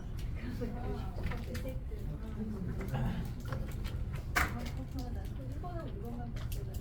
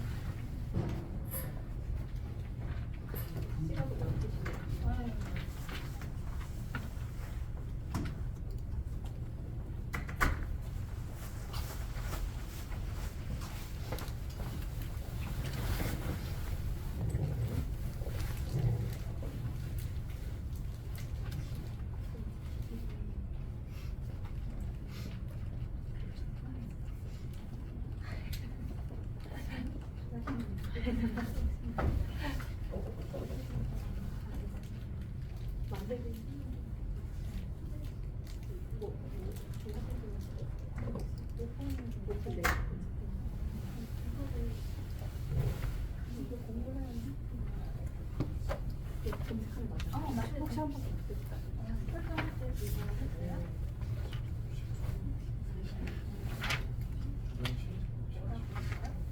요거 책자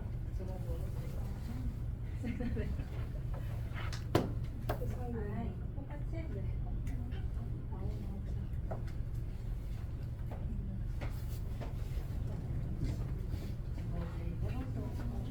맞는 것 같아요. 네.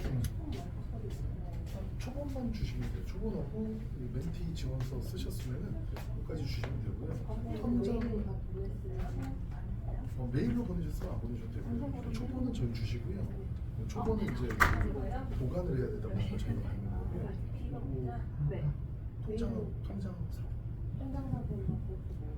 신분증하고 통장 한번 만져가지고 사진 찍어서 문자 주셔도 이메일 보내주세요. 그거 말고 이번 사업자 등록하고 박세창 되는 거 그거 네네. 할까요? 네네. 아, 네. 이게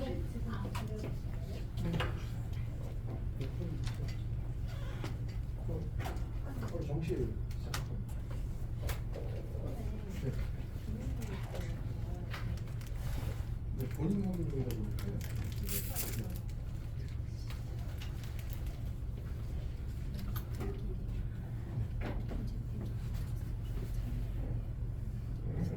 네, 그건 괜찮습니다. 근데 저희가 아마 멘티들 전체 조건을 만들 거거든요. 네.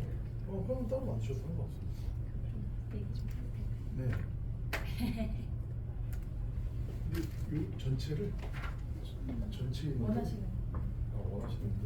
근데 전체 커뮤니티를 저희가 만들 거니까 거기서 얘기를 하셔도 되지 않을까요? 네.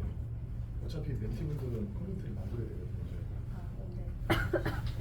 그거를 동의를 받아야 되다 보니까 내일 아마 이제 그거 진행을 합니다. 저희가 이제 공지도 드려야 되고 하다 보니까 조금 더 만들어야 돼요.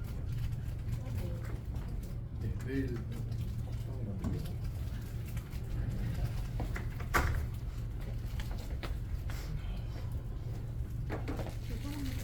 이 안에 통장하고 수급이 따로따로 있는데 따로 주시면 안 되죠. 제가 요새 하체 부분은 다운데 잘려가지고 그냥 별로 그냥 그러세요. 네, 그게 어려우시면 이게 언제 들어가요? 뭐 집에 이번 주 안에만 주시면 됩니다. 네, 알겠습니다.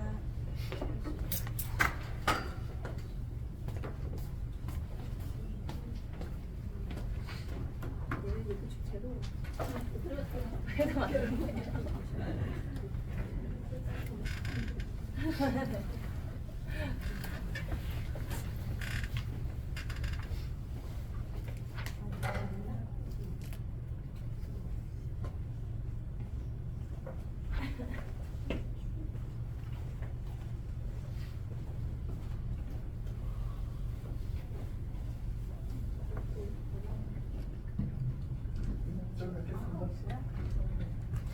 수업을 생각하고 있어요. 아,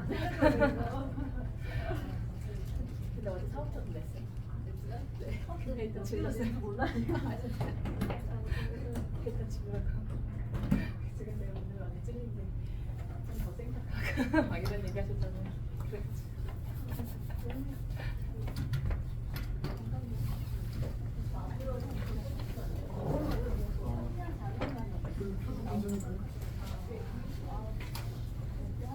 여기 해봐.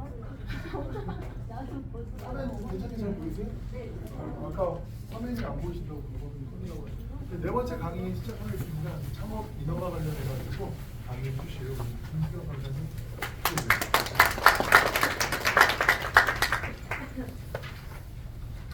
저는 오늘 창업 절차 및 인허가 그리고 시설법규에 관한 그 과목을 맡았고요. 네, 지금 오늘부터 시작해서 3일 동안